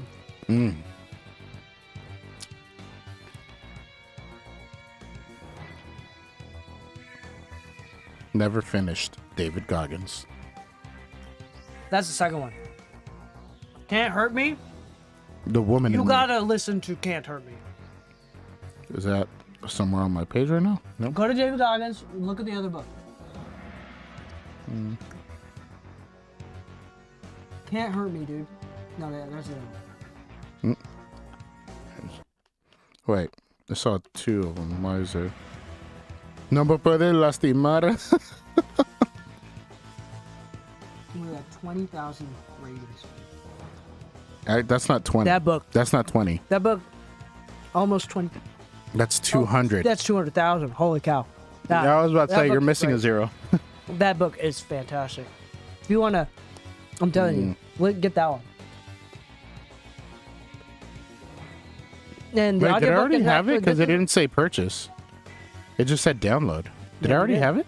Maybe you did. I told you. Oh, yeah, because I had undid what I had. I had to re-download the majority of my books. Can't believe I already chewed up the candy. I want more now. See? You suffer from the same ADHD issue I have. Impatience. I want more candy. All right, because I mean, look at my face, dude. I need to get thicker. All right. That was funny. Look at my face. I need to get thicker. you I'm sound like a you're... really thin face right now. Like, I look really. Are you about to get into Cut. a creatine stage? Oh hell no! I'm about to get into this sub 4-hour marathon stage. That's what I'm gonna. So, it was kind of funny. I have a chat with like Matt and Henry and Anna and all that. Matt via, here we go, and then okay. This might not be too easy to find, but basically, I found a photo of when Matt got his first haircut with my mom, and that was like a year before he started going to the gym with us. And Matt has actually done like the creatine, the protein, and he's like been very on schedule with everything that he's put into it, right?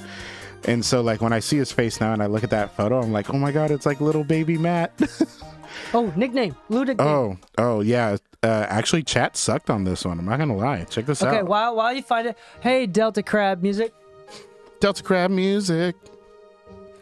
Let's see. All right, let's ask ChatGPT to come up with a name. Let's see. Can you come up with a list of words that start with the letter L that relate to recording studio technology and place it in front of the word Lou?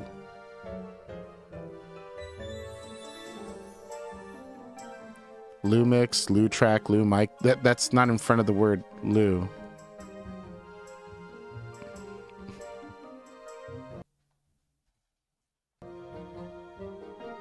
Okay, ready? Oh my god. Name? Yeah, it's really sucking at it. Because check this out. I said, can you come up with a list of words that start with the letter L that can relate to recording studio technology and place it in front of the word Lou? Lou Mix, Lou Track, Lou Mic, Lou Sound. I'm like, what? Please put Lou after the word. Of course. Mix Lou, Track Lou, Mic Lou. The last time you did it, you did the prompt. You said like letter Lou or whatever. Yeah, in the likeness of loudness Lou.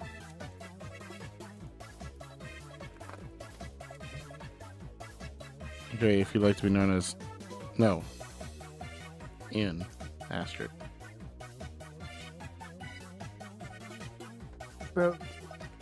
Bro. No. You.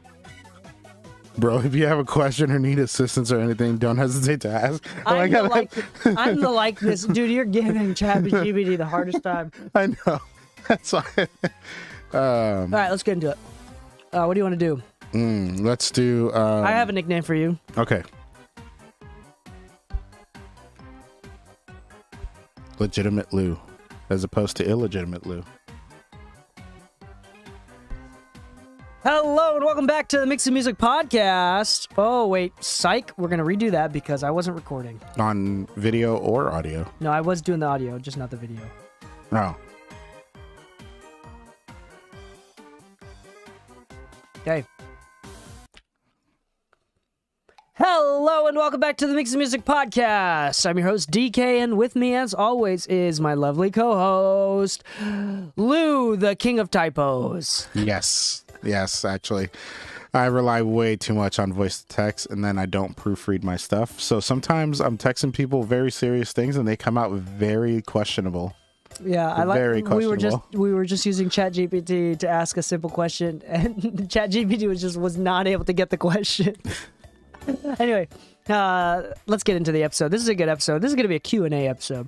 We got a few questions. What we're going to do is do what we always do, which is start answering these questions and then go 20 minutes past the end of the discussion, and then answer the next question and continue to go on tangents. Until we eventually die. If anybody asks, we are professional tangent goers. But we're going to... This is something... We do this every once in a while on Discord. Join our Discord channel, damn it!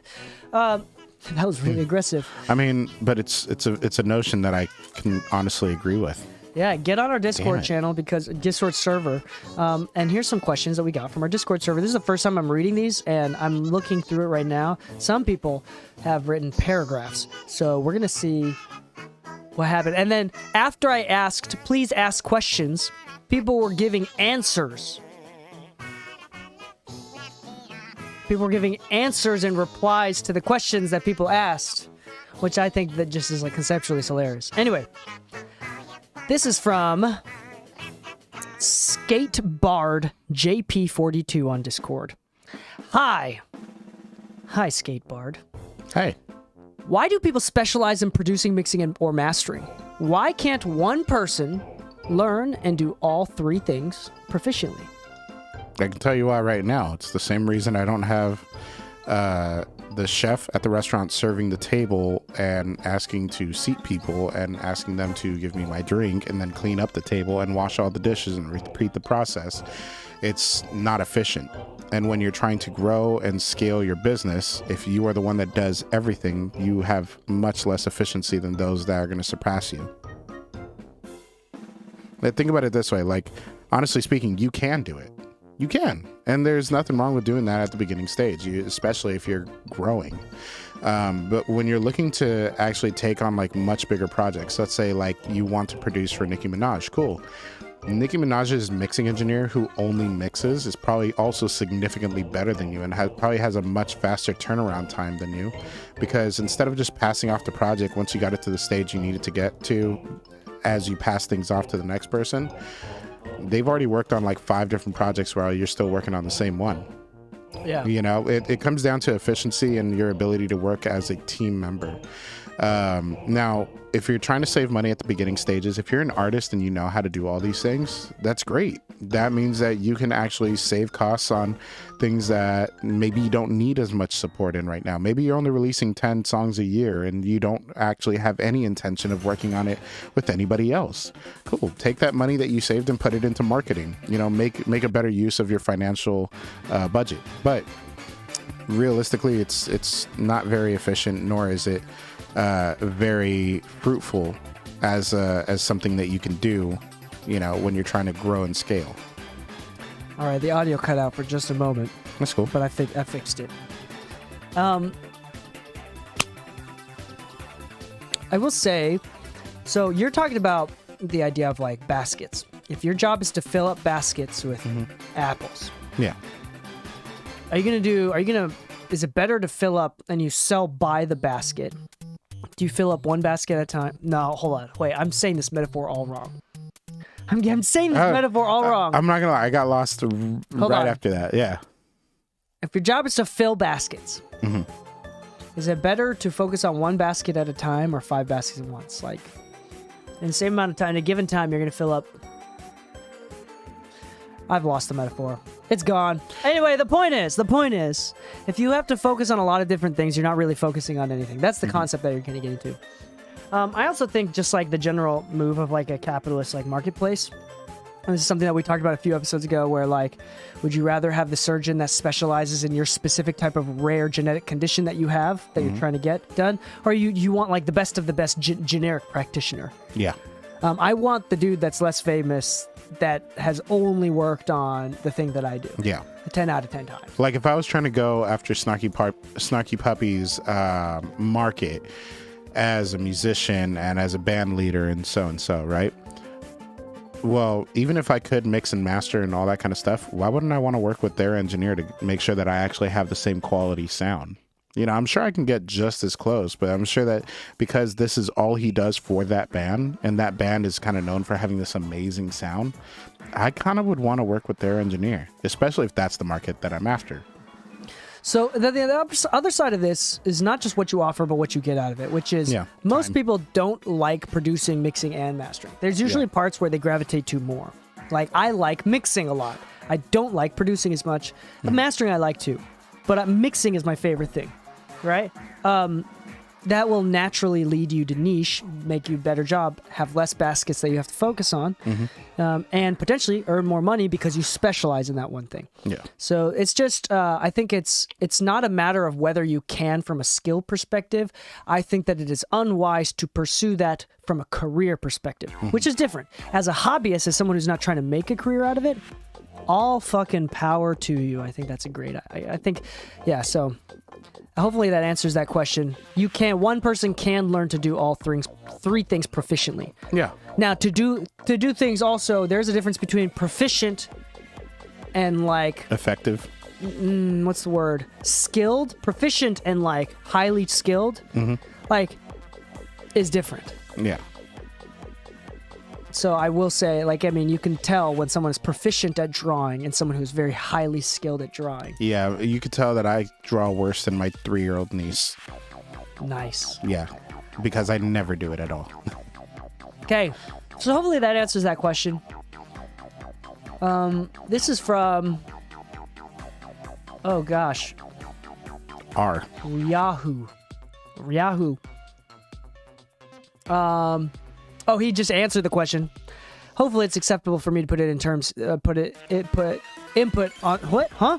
Hopefully it's accessible for me to input this here, but I do remember DK and Lou talking about this on the podcast, and from what I recall, it's great to learn to do all of them proficiently, but from the perspective of a potential client, it's more attractive if you are branded as a specializing in a specific area that they will feel like you're definitely the person for them, if that's a specific thing that they need. Yeah. That being said, I do kind of second this question as well, because I'm curious if it would be more attractive to your potential client to specialize in the full package if your ideal avatar is a person who wants to hire you to do all three. Yes. That's a great point. Yeah, if your ideal avatar is that, then yes, of course, because you might be saving them money. It might be depending on location. Like when I was in Utah, people that were making the most money were people that were able to do the one-stop shop. Yeah. It's like wealthy dads and moms that wanted to pay for this fairly talented what they believe is fairly talented child to record a record, a single, or an album or whatever, it's easier for them to just pay one person a lot of money to do everything than to figure out the process, because they don't know the process. But in LA, that's less likely because everybody out here knows how it works. Yeah, and the funny thing is, a producer, to me, a lot of times is the equivalent of like a GC when you're hiring for like home renovations or studio build outs and things like that. A GC could actually technically should have knowledge on construction and material types and costs and labor laws and all that kind of stuff. Sure.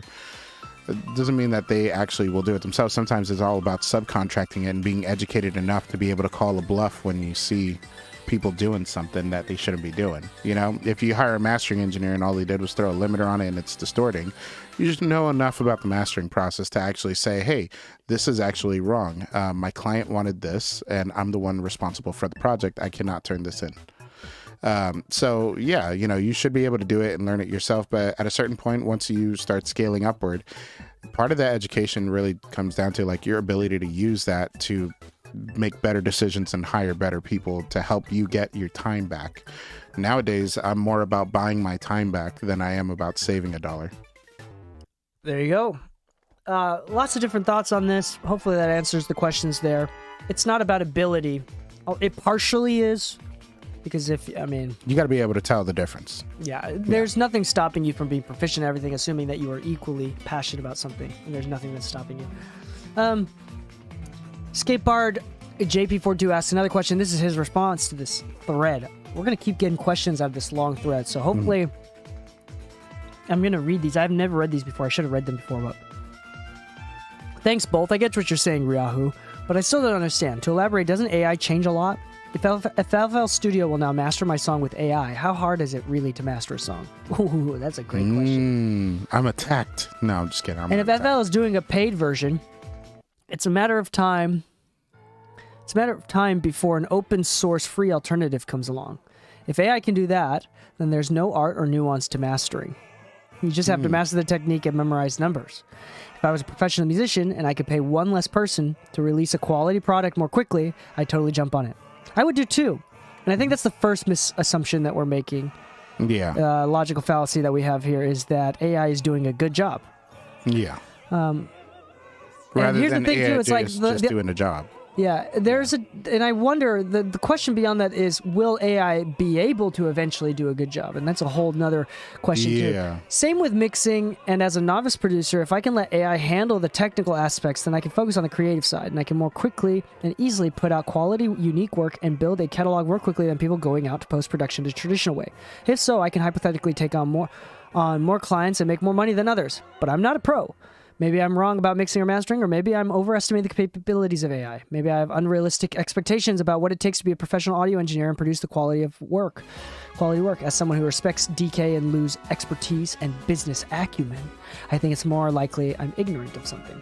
Okay, so I just want to, I'm not going to lie. I really appreciate that second half, not as like a professional that heard his question and then he followed up with, but I could be wrong. It's just that question now has a foundation based on curiosity and a want to be educated on something versus like poking the bear, essentially. I will say though, this episode is not about how to ask questions. So no, but that was insanely polite. Yeah, and humble of him to add. Self-aware. Yeah. So first off, let's talk about AI. Yeah. I've done an episode that I recorded and I never released. Maybe I will if I go on vacation or something and I need an episode. Just in the backlogs about AI. There's a couple things that I think about. So the first thing that I'm going to get out of the way is that we're assuming that AI, in the way that this questioning is done, mixing and mastering, we're assuming that they do just as good of a job as a proficient human. Yeah. And I think the answer for that is not yet. Not yet. Not even close, actually.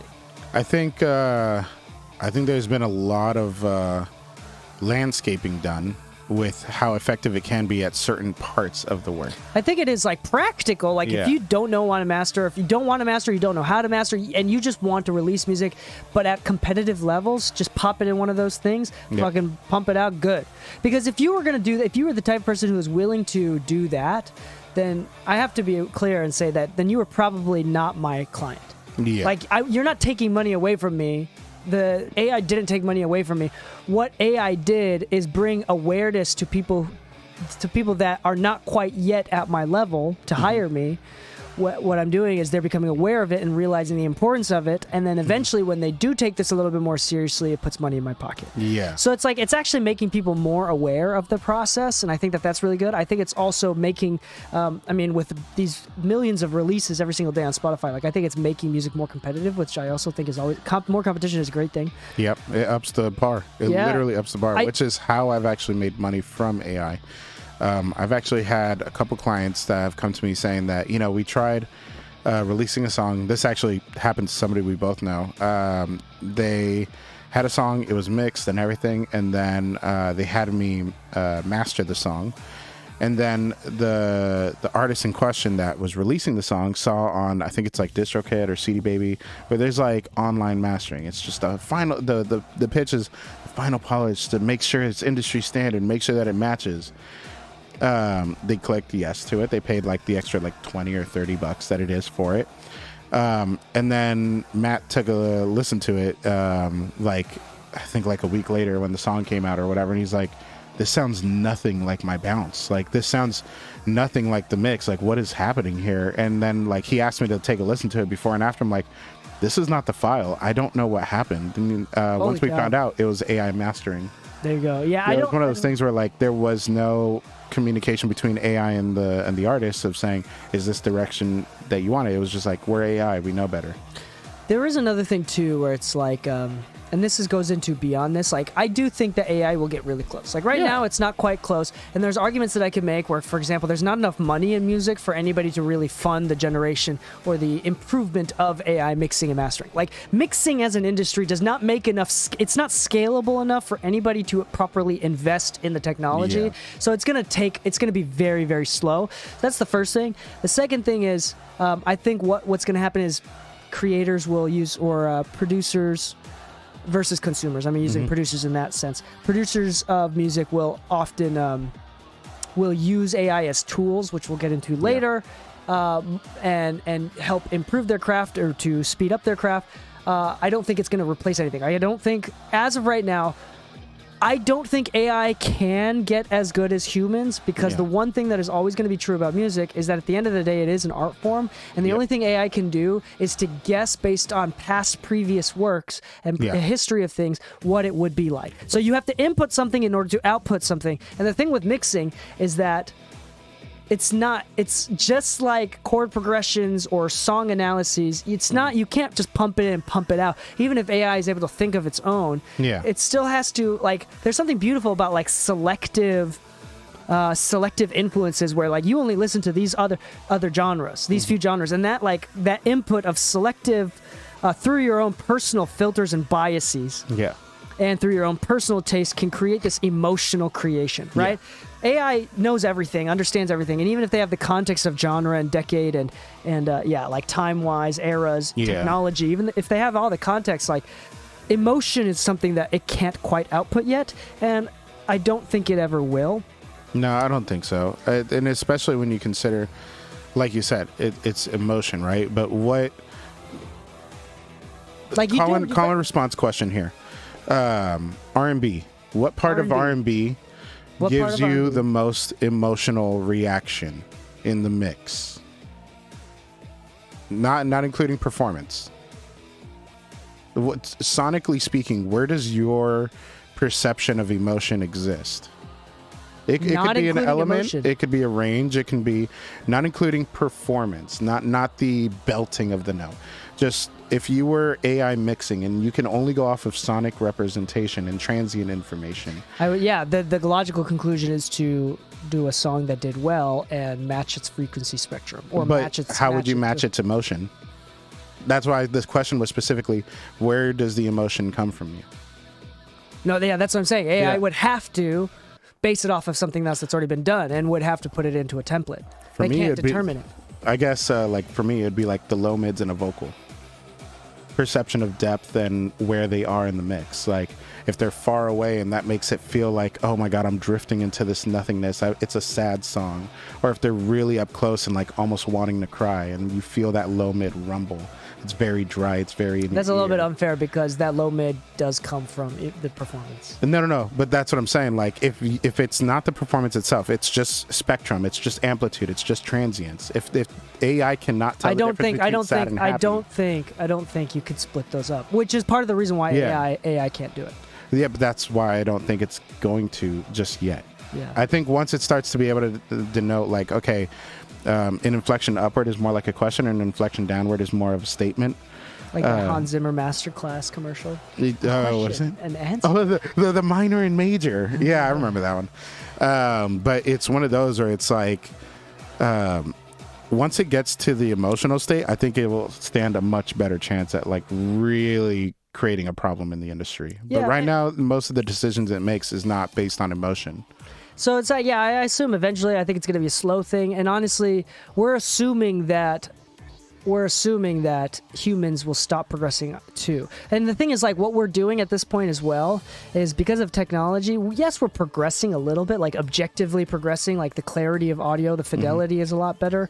But also, like, it's mostly taste. Yeah. Like an AI will not, if AI did all the mixing, you wouldn't have hyper distorted tracks like Triple X did to get in favorites. You wouldn't have a Billie Eilish record that sounds hyper distorted at the end because that's not a decision AI would make. That's off of like silliness that the producer and the mixer felt like that really represented the emotions of the song, and they did things wrong on purpose. Like that's not something AI can do.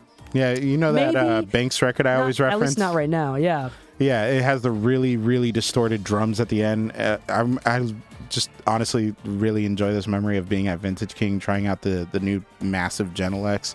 And I'm like, I just really want to hear this song on these. And they're like, yeah, go ahead. And once it got to that end, everybody's like, he's blowing the speakers. I'm like, no, that's actually the mix. The speakers are not blowing. It's the mix is blowing. Yeah. And I really like it because it shows me like this bit of information that normally you don't get. You would only hear this if you really distorted the living shit out of drums. But I really like it. But AI would not give me those drums. Like if you imported all the stems and everything, unless those stems came pre-distorted, it probably also wouldn't make them as loud and as impactful as it did at the end of the song. Yeah. Yeah. I will say this though, I do know a few people that that are within the industries that were and are currently striking. That think that there's no place at all for AI. I think that's a really dumb take on it. I think so too. I think that's a really low IQ take. And the real reason is because at the end of the day, it's going to change no matter what happens, and it's too far gone. We've passed that threshold. It's going to be its own thing, and it's going to happen whether you like it or not. Yeah. And so it's better to figure out a way to make use out of it than to complain about it. Yeah. So I mean, obviously America, as far as like writing and the strike and the resolutions that the big studios made, there were human protections made. Elon Musk talked about the importance of like creating protections. Just influencers in general, technology influencers in general, talked about the importance of protecting human jobs, and how that's going to be a big issue.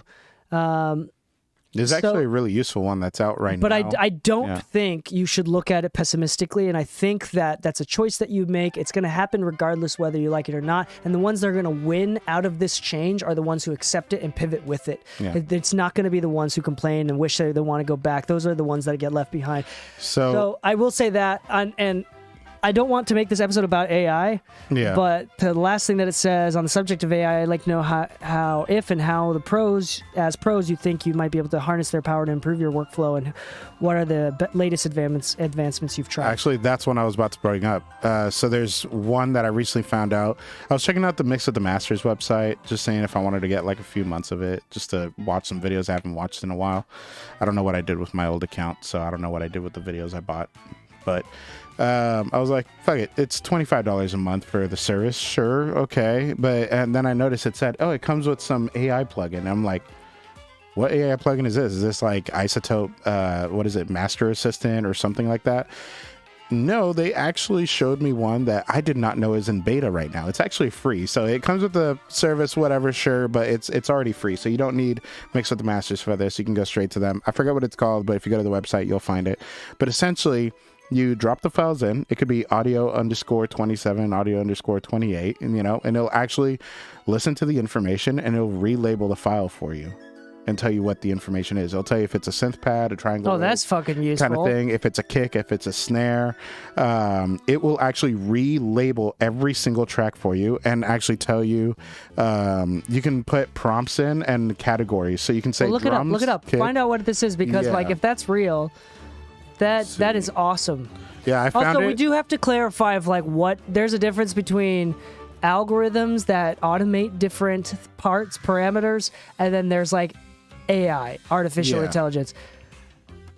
So one thing is I use ChatGPT all the time for the descriptions of this podcast, like writing blogs, doing like transcribing things, whatever, coming up with better SEO-centric names for these episodes. I actually have used it to convert a script I was asked to do in Spanish that was originally in English. They are like, can you rewrite this whole thing? And I'm like, sure. I just prompted it in, and anything that was wrong, I corrected. Because AI still didn't get like the linguistic nature of like cultural differences. We also prompted AI to explain what a compressor does in like a Cholo accent. Remember that? Oh yeah, I read that. I'm not gonna lie, that one was fun. That was funny. What's up, Holmes? Yeah. So that was funny. So like, I mean, I think we use it all the time, but I mean, I think it's more about the importance of like automation in general, and I think that we should use them to our advantage.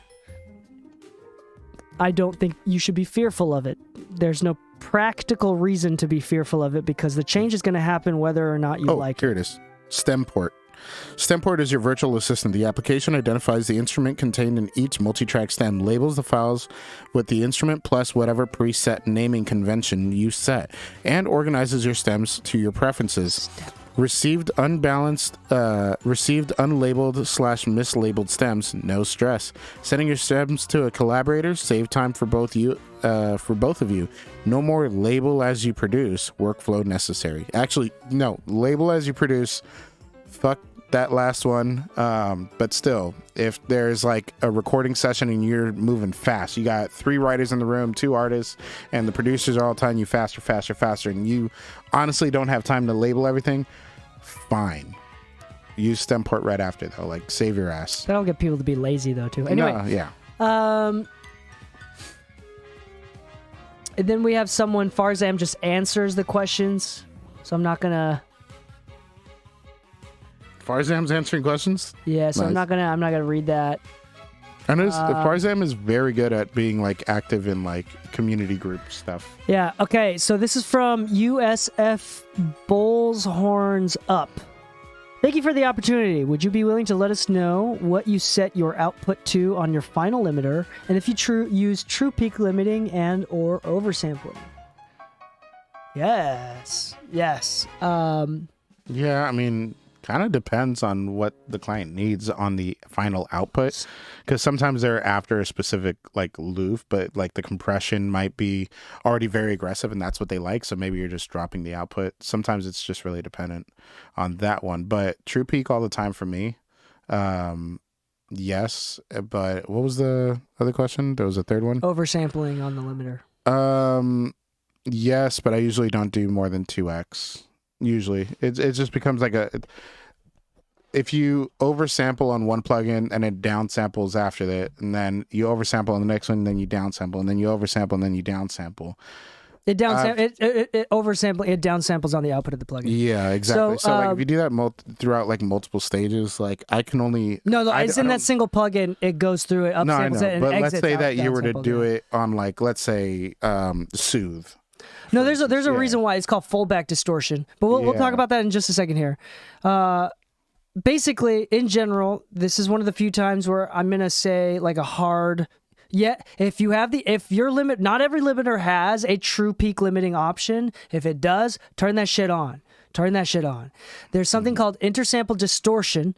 What happens is that during sample points, from point to point, it is inferred where the curve goes. And sometimes there are moments when you bounce it, and although it never goes past 0, it can the inferred peak can between samples can go past 0 and distort. There are many records that we've both heard that on our phone, we play it on our phone and play it on the computer. It's like all of a sudden, why is it distorting so much when in the DAW playback, the summed difference was not distorting. It's because of intersample distortion. Sometimes it's really bad. So most of the time it's really, really subtle.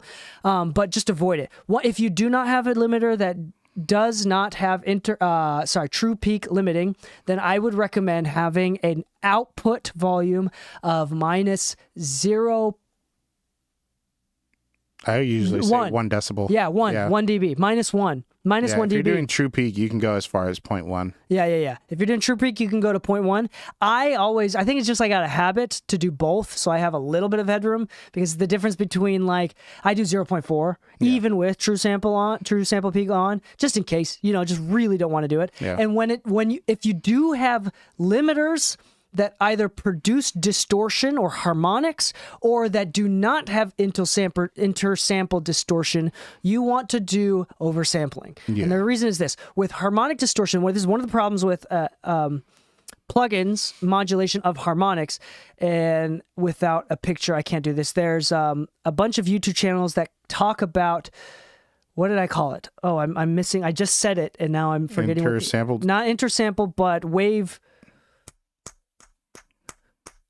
Freak, I forgot. I literally just said, and I forgot what I just said. Anyway, there's a type of distortion, foldback distortion. There it is. Foldback distortion, where harmonics is supposed to go up, but in digital domains without upsampling, it folds back. It kind of resets, and it adds extra harmonics in that top end, which is part of the reason why oversampling exists. If you do a ×2, that should, especially if you're in 48, that should be more than enough. But typically, if you really, really want to get rid of it, I would do ×4. That's a really good reason. That's specific to anything that creates harmonic distortion, or does not have a true peak limiter, because the oversampling does help remove intersample distortion, because it creates more sample points. So less chances for it to infer that the peak goes over 0. So yes, with final limiters, do oversample. That's a really good idea. Plus ×2 or ×4 if you can. I always do ×4. So that's something. I wonder if the notion is the same, because I master at 96 most times. If you're at 48 ×4, you would essentially land at 192 anyways. Because I haven't looked into the ×2 ×4 more or less distortion on it. Is that more based around 192 sample ranges, or is that just ×4 as an algorithm? No, it's based off of just getting a few octaves past 48. Gotcha. Okay. So yeah, so it's literally just it's just dependent on what your so if you're on 41, 48, so if you're mastering at 192, you don't need to oversample. Okay. Your session is oversampled. Yeah. But I think that's something that you should consider. So really do like that, and you can hear it. Yeah. That is actual practical information. Like, I will tell you if it's bullshit that you can't hear it. It's just not practical. That is one of those things that's like really easy to do and is practical. Yeah. So, I just never tested the whole ×2 ×4. That's why I was like, I wonder if it's based around. Oh, it's super. That is super or if marginal. it's based on the. Yeah. It's super marginal. Yeah. Also, just on that note, I would recommend. Never mind. I'm gonna shut up. Okay. Let's see. Next question here. Man, we got everybody. Yahoo. Thank you for submitting these questions. I got another question. Let's do the email one first. I got an email that I have not responded to. I'm realizing. I need to respond to. I got this email a week ago. Samuel Floyd. So Samuel Floyd mixing at Gmail. So thanks, Sam Floyd. Appreciate you reaching out. I'm reading this for the first time right now. So if you're listening to the pod, I apologize for being late on responding. But he says, let's see. Hold on. I'm going to. Episode request, car mix, phone mix, headphone mix, best speaker mix. What is it? Wait, say that again? A car mix, phone mix, headphone mix, Bose. Do I go too far checking all of them? What's too much? reference mixing and these and then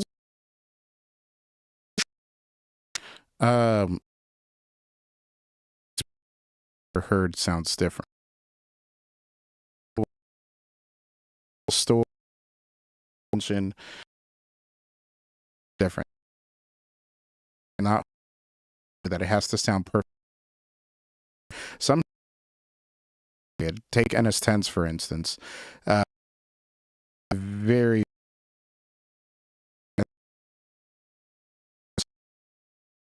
felt the same. That I cannot just say, oh, well, it translated perfectly on NS10s, because I'll always think it sounds bad on NS10s. So there comes a point where you have to kind of look at your translation and just say, well, can I listen to other references on the same speaker system? And does it still go toe-to-toe with said references? If I'm trying to, say, mix a record and have it sound like Doja Cat's Woman, and I've used the same set of speakers technically as like some of the songs that were mixed for her by her engineer, because, you know, I somehow ended up with his speakers. But if I were to go listen to it in the car and it still sounds nothing like a Woman in my car, then that just means that even though I have the same speakers to reference on, I myself am not mixing it to a point where it's going to translate well enough. If you go into the car and listen to the song and compare it to whatever song you referenced against, and they sound similar and they're close to each other, it's going to translate nonetheless, because the idea is not necessarily that it has to sound perfect in every location. It's just that you have a consistent result. If you have a sub turned up in your studio and that's what makes you think you have more bass, and then you go to your car and you have less bass, then you need to listen to those reference tracks both in your studio and the reference tracks in your car and see how they go toe-to-toe with each other, because your car sounds different than DK's car sounds different than my car. You know, so it's not that you have to reference on a million speakers. It's that you have to get good at knowing what those references are showing you in each environment. When I go to a new studio and I'm hired to work out of a different space than I normally do, I use the same songs, Till Now by Banks, to tell me what I need to know about the mid-range in that room. As long as I know the songs that I listen to all the time and I'm familiar with what they sound like, and I can listen to it on a different speaker and then tell myself, oh, you know what, this sounds good, or this doesn't sound good, or it's even close in the range to it, then I'll be fine. But, you know, having 6 different sets of speakers could be very distracting and could actually hurt your translation more than you think. Yeah, so just piggybacking on this, translation, what's the point of translation? Translation is basically, the idea is like you get a mix right and translates across all things. So like it sounds good on the AirPods, it sounds good in the car, it sounds good on your mixing speakers or whatever. I think that translation is kind of like a silly concept. For example, the speakers in your car and the acoustics of how your closed door car works. Surrounded in glass. Yeah, surrounded in glass is just wildly different than how the music is going to, even with the same exact speakers, is going to sound wildly different in a situation where you're in a large room or in an auditorium or from a stage, right? Mm-hmm. What that means, what I think translation in your mind, I think everybody who is worried about translation is that it shouldn't feel off. Meaning, if I go from song to song and I hit next on Spotify, and I hit next, and then I get to your song, and it sounds wildly different from any song that I was playing before, that is bad translation. Yeah. So, for example, typically car stereos sound like shit. Way too much low end, not enough mid range, too much top end in a lot of cases. So it's like the mid range is super scooped and the low end is way too rumbly. If I were to make a mix sound good in the car, I will probably give it too little bass, too much mid range, and too little top end. It'll sound good in the car. It'll sound like perfect for the car. Then I play it in the speakers, and all of a sudden it's like, whoa, where's the bass? Why is there so much mid range? Why is there so much top end? Or why so little top end, right? And so the point is, it's not, you're trying not to make it sound good out of that singular source. You're trying to make it sound similar in reference to everything else that's already out there. Yeah. A good mix and a good mixer will be invisible. Meaning that if anybody listens to your song, they won't ever have to think about how the kick drum and snare is mixed, unless they're really nerdy. they'll just be able to feel the song, enjoy the song. Yeah. And so when you have a reference pair of studio monitors, part of that, you need to do the homework of referencing beforehand, figure out what good music sounds like through your speakers, and understand your speakers. And by the reason why the car mix exists is because you've probably listened to more songs casually in your car. So when the bass is rumbling too much, you know, because you've listened to so much songs and you know you've referenced to other songs before. So don't worry about translating to make the song sound good in the car. The point of translation is to make it sound similar, relatively culturally similar to everything else, so it's not distracting. That's the point of translation. I do think that using too many reference points, a car mix, a phone mix, a headphone mix, a Bose speaker mix, etc., etc., etc., I think using too many reference points is actually detrimental and more confusing than it is helpful. And I genuinely think that if you take the time to reference and study tonal balance and study mixes on a singular source, then you don't have to use any other alternative listening playback device. Yeah, to be honest, like I think the most I do right now is my Strauss and my AirPod Maxes. Reason being is like every time I go to the gym, I can at least count 10 AirPod Maxes in that gym, actively listening to music. You know what I mean? So the funny thing is, how often do you use your AirPod Maxes? every day. Okay, so that's the important part. It's not about what other people are using. Yeah. No, but part of it is like if you're concerned with like consumer translation, you should probably hear what they hear. You know, and that's the most of it. Like not everybody has Bose speakers, but almost everybody with an iPhone has AirPods. Yeah, you make it sound good and relevant to everything else, then it'll naturally sound good on all devices because, again, good is subjective based on what was played before. Yeah. So just make sure that it's like the sound of it is culturally relevant to the time, to the era, to the technology, to the genre.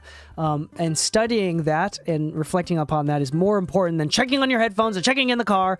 And for example, like I never check in the car because I know if I can get a mix sounding perfect on these speakers, because I know these speakers so fucking well that anytime that if it sounds good here, I know it's going to sound good in the car. And I've not a single time have I gone to the car, which I listen to music significantly less. I don't really drive that often. I don't commute, you know, so it's like I don't listen to music as much as in my car. Yeah. And so by the time I get to the car, it sounds equally unfamiliar. I'm like, I don't know if this is off or not because I don't listen to music in the car. But I do sometimes on occasion check on, if I'm really feeling insecure, I'll check on AirPods because I listen to music casually on my AirPods. And that's not because everybody else is using AirPods. That's because I know what music sounds like through my AirPods. And if it sounds good, it should sound good. And there's no issues. But 99.99999% of the time, I will even go as far as to say 100% of the time that it sounds good on my speakers, even when I'm second guessing myself. I've taken the time to practice and to understand my speakers so well that if I get it right on the speakers, even if I'm not feeling good about it, it'll sound good on the headphones. Also, remember that translation is also kind of a communication of emotional intent behind the mix or the master. Recently, I don't know if you saw, I think it was Dale Becker that posted in his story saying about how he celebrates the many different engineers in the industry, both mixing and mastering, and doesn't actually see himself as competition with one or the other because so many people apply a level of taste behind things. Like what he does is not in competition of like, I need more bass unless that's what the record calls for and things of that nature. So when you're listening on different reference points, it's pretty easy to like listen to a frequency sonic character and say like, oh, well, their record has more bass. It's like, but did that bass help translate the record? So when you're using the term translation, just make sure that you're also acknowledging that there's an emotional intent behind a record and that your bass, your top end, your mid range does not have to match exactly to other records. You just have to make sure that, you know, you're in the same ballpark at the very least, you know? But if your song calls for like crazy distorted bass, then that's what it calls for. Okay, this is the last one for this episode. I think this is from Shame Sounds on our hashtag No Dumb Questions. Shane or shame? Shame. Oh, Shame Sounds. Oh, shit. It's shame me. Can you explain if possible? I'm always afraid of using parallel send for the likes of compression, distortion, or any creative technique. The reason being is that I feel like my signal is going to mask itself or cause phasing issues when I blend the parallel and dry signals together. I do use reverbs and delay sends because they are not the exact same signal coming out, so it's randomized. Anyways, I appreciate any explanation I can get. That's an interesting question. I actually really like parallel personally. I'm wondering...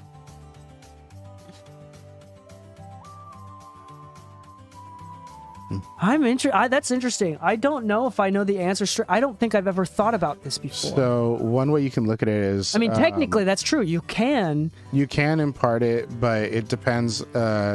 So consider linear and nonlinear EQs as a reference point on this. Yeah, that's why you would use linear. Yeah, well, there's also linear compression, but there's also like timeline. Hold on. Pause. I need to. So when you think about like how, if you're gonna compress one signal next to it and it's off by a millisecond, you're still gonna get phasing coming out of it. So parallel compression should not cause phase issues, but it depends on one particular setting in your DAW, automatic delay compensation. So assuming that it doesn't change the timing of it. Yeah, like I was saying, like the 1 millisecond off, that could cause it. But when it comes to that, like it's like you're not really doing anything that's like non-linear. It's not going to be out of phase naturally. It's only going to happen if you're off even 1 millisecond. Yeah, so compression is just amplitude, so it just makes the peaks smaller, but it shouldn't change the change but the this shift is where phase. It can. But and you'll hear it. You'll hear saturation. But but that'll just create more harmonics. We're gonna another thing too is that it's pretty obvious when something is not time aligned because it'll like this happens all the time if you use like Pro Tools or if you don't automatically compensate the delay for analog gear, you go back in, you parallel, you go out, you hear comb filtering. Yeah. Which is really obvious. It sounds Pro Tools, fucking please get your shit together. Yeah. It's really obvious. So with parallel compression, any sort of compression, assuming that there's not crazy amounts of harmonic distortion or like, and we're talking like a lot or a huge tonal shift, there should be no, and it's all timeline, there should be no phase shifting. The only thing that does is EQs, which is why that's the only time where you might consider using linear phase EQ is when you parallel an EQ. But here's the thing, my thought on this, instead of doing a parallel EQ, why don't you just fucking, instead of doing plus 4 dBs, just do plus 2 dBs? Like go half on the EQ. So I do have a thought on that too. Yeah. But there are compressors that have tone shifting knobs. That's where you can find it sometimes. So for instance, like I think the VLC. This thing, the Cream. Yeah, the Cream. The Tekla Audio you could do Cream. a That's top what I end have. push, right? But if And it's a bottom end. non-linear EQ, then you could, through this compressor, cause phasing. So that is one factor. It depends on what you're doing with it. So that's why I was saying, like, if it's linear, then it should be fine. But if there's any kind of non-linearity processes you're doing with it, then yeah, you could technically go out of phase. Linear EQs, you're not going to have that issue, which is why they always say when you're doing like overheads or top under snare kind of EQ moves, if it's a non-linear EQ, you could technically phase out due to your EQ. But you know, sometimes that's kind of part of the sound. You know, you got to play with it. Sometimes going out of phase a little bit, maybe causing some comb filtering, actually kind of creates a character sometimes. So I wouldn't say be afraid of it, but I would say just take a listen to it, and if there is an issue, just make sure you're running things that will keep it linear. Outside of that, honestly speaking, like, why put a top end boost on a parallel send? Sometimes you're over compressing something to the point where you just need a little bit of extra push, and because it's so statically there, you're just adding like an extra weight in a certain range. You could do saturation all the same though. You could just use Saturn and choose that range and saturate that range. But if you're just adding a push on like say 10K on a hyperly compressed something where there's no dynamics anyways, really the compressor already saturated that range anyways in a sense, and you're just pushing more of that frequency. Just use Saturn. I will say, just to avoid confusion, I hate to do this, there's no such thing as linear phase compression. Just to be clear, there's no such thing as that. Yeah. So it's just if you have an EQ on the compressor and you're using that process, you have to be aware of said EQ. And there's so linear Yeah. linear phase EQ in general is like a hot topic among mastering engineers. Just in general, even in the FabFilter manual, the FabFilter Pro Q3, it says linear phase EQ is not recommended. Don't use it ever unless this one specific scenario when you for some reason are paralleling a signal. Yeah. Or when you're using mid side. Yeah, so it's like it's it sounds worse. It's not better. Stop using it as a default, and stop posting on TikTok that linear phase is a better EQ, and everybody should default to linear phase, because that's actually misinformation. It's wrong. How dare you?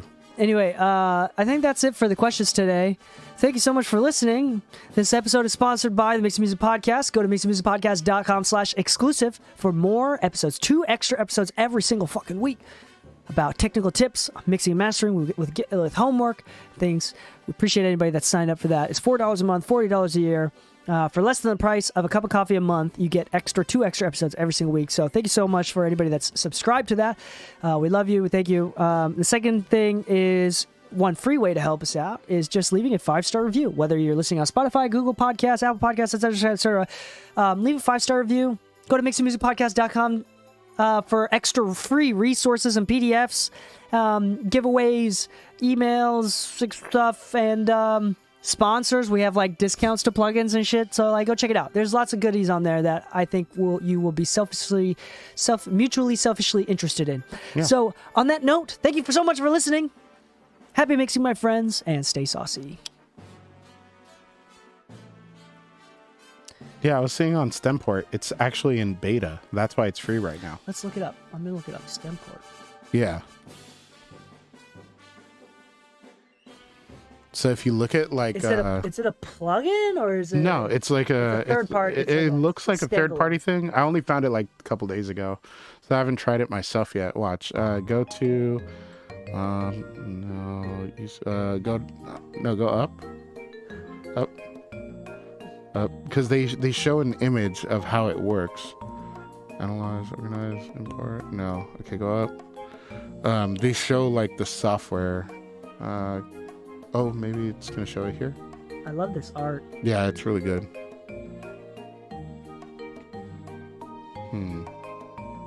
Anyways, it like renames it, which is awesome. Yeah, go to the tab thing. Yeah, maybe there. Download and pricing. Maybe it'll show there. Scroll down.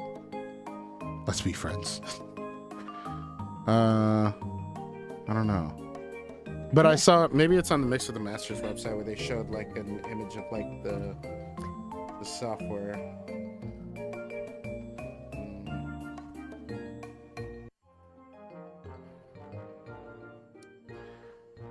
Matt Key WS.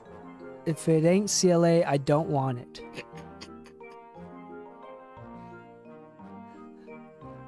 I do like that actually.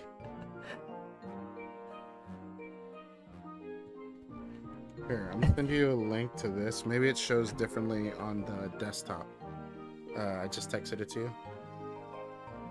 See if it pulls up, because the Mix with the Masters thing apparently it doesn't expand it, but you can kind of see it in the thing.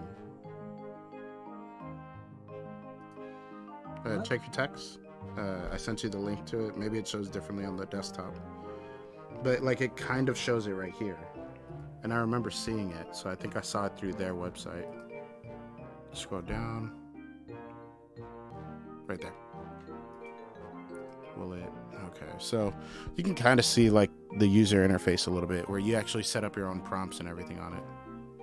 That's but cool. I remember seeing its own standalone thing. It looks like. Yeah, I remember seeing a full image of that though. So I don't know where I saw it. I didn't see it on the website, but. Anyways, I'm going to edit this episode and start. I got... just get through today real quick. Yeah, I hear you. I'm literally just going to be hiding in my little cave all day today. How's catch-up going? Really good. I think I knocked out 17 songs last week. And I've got another 13 this week, and I'm getting hired for like another 12 before the end of this week. So I'm literally just like trying to knock out as many songs and then dedicating time to rendering time, and then back to songs and then back to rendering, just so I don't like, I guess, sit too long doing one thing today. Like trying to ping pong it, I guess. So I'm gonna do like 2 hours of mastering, 2 hours of design work, then 2 hours back to mastering, and then try to finish the day off with some more design work. Yeah. Got a lot of work ahead of us. It's good, and it's also one of those where I'm like, I wanna sit down and chill, but I can't. But it's a good problem. Hey, so I'm serious. Okay, I'm serious. Last year you mentioned that you want to start surfing again. Yeah. Is that true still? Yeah. Okay. Next week, this weekend. I don't give a shit. Come with us. Hold on. No, hold on. No, hold on. I'm just stipulating one little thing. It can't be Saturday because it's my grandparents' 65th anniversary celebration thing. Okay, We this rented Saturday? a giant hall. What time does that start? I'll be honest, I don't know, but I'm sure my mom's gonna drag me. Because we go to the beach at like 8 a.m. We're out before noon. Let me double check that there's no like early mass thing. But hold on, I will also say though that like, do you have a wetsuit and a board? I do not have a board or a wetsuit. Okay, I would not recommend surfing right now without a wetsuit. It's cold. Oh no, cold is Yeah, they have. I wonder if Costco is selling any boards. Costco actually has a really nice foam board that you can buy. But I only saw. Well, I mean, you can buy surfboards on Facebook Marketplace for like less than $100, like used foam boards. That's true. Yeah.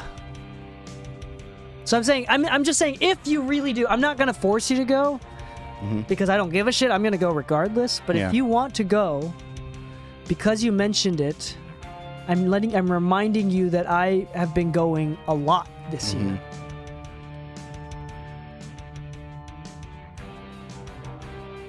Oh, here we go.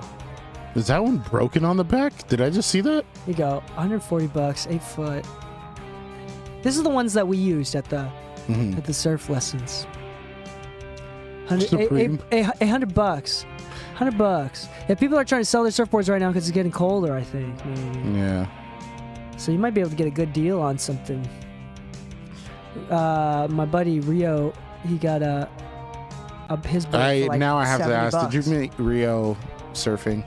Huh? Did you meet Rio surfing? No. I met him through Mike, who because Rio was like Japanese guy at his school that he teaches at. Okay, because Rio sounds like a surfer name, and it's just really funny because I can only imagine you being at the beach. It's like, what's your name? I'm Rio. And it's like, well, fitting. technically it's Dio. Oh, okay. Yeah, it's a Japanese name.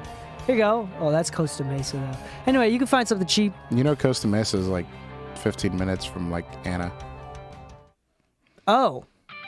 Yeah, anyway, either like way, Costa Mesa from where $50 $50 right here, Rasta board. I like that it's called Rasta board. $70, so less than $100 you can get a foam board, and that's all you really need. You would need to get like a wetsuit, and you need to figure out what size the wetsuit is. How would I find that out? You can either go into a store and try some on, or you can like do measurements. I just did measurements, and I found that I'm a men's XS. I'm willing to bet I'm an XL minimum. Well, you should look into it because it's like height and width and things. There's also like XL long and XL short. So it's like, I don't know. Yeah, I have a weird body. I have short legs and a long torso. You should definitely. Look, you gotta acknowledge yourself. But you should I still love myself. You should definitely look it up though. Yeah. And wetsuits is going to be a little bit more expensive. Oh, that's $30. Oh, a diving wetsuit. It doesn't matter, like, especially if you're not going every week, like, it doesn't matter the type of wetsuit, you can get a cheap one. Dio has, like, a really cheap one. It says it keeps him warm. Anyway, if you want to go, do it, because we go every week. Yeah, but you go on Saturday, you said? Saturday mornings. Let me double check that there's no, like, church requirements or anything like that. I know that you do, like, Friday night shows, too, so. Yeah, I usually get home at 3:30 in the morning. But, I mean, if you want to go with us, we go Saturday morning. Fall asleep at the beach. You find me laying there in the sand like You I'm will here. not fall asleep. Dude, I'm not going to lie. Yes, 2 days ago, this last Saturday was probably the best surfing I've done. Like, it was like the waves were perfect. I think I caught like 2 or 3 of like the best waves so far that I've ever done. And like, it was like so good that other surfers were complimenting. That's how good that is. Other people notice. Just out of curiosity, do you have earplugs when you surf? I do. Okay, yeah. I actually have waterproof earplugs. Yeah, the surfer's ears or whatever. Surfer ears or whatever. They're kind of like almost a round gummy looking thing.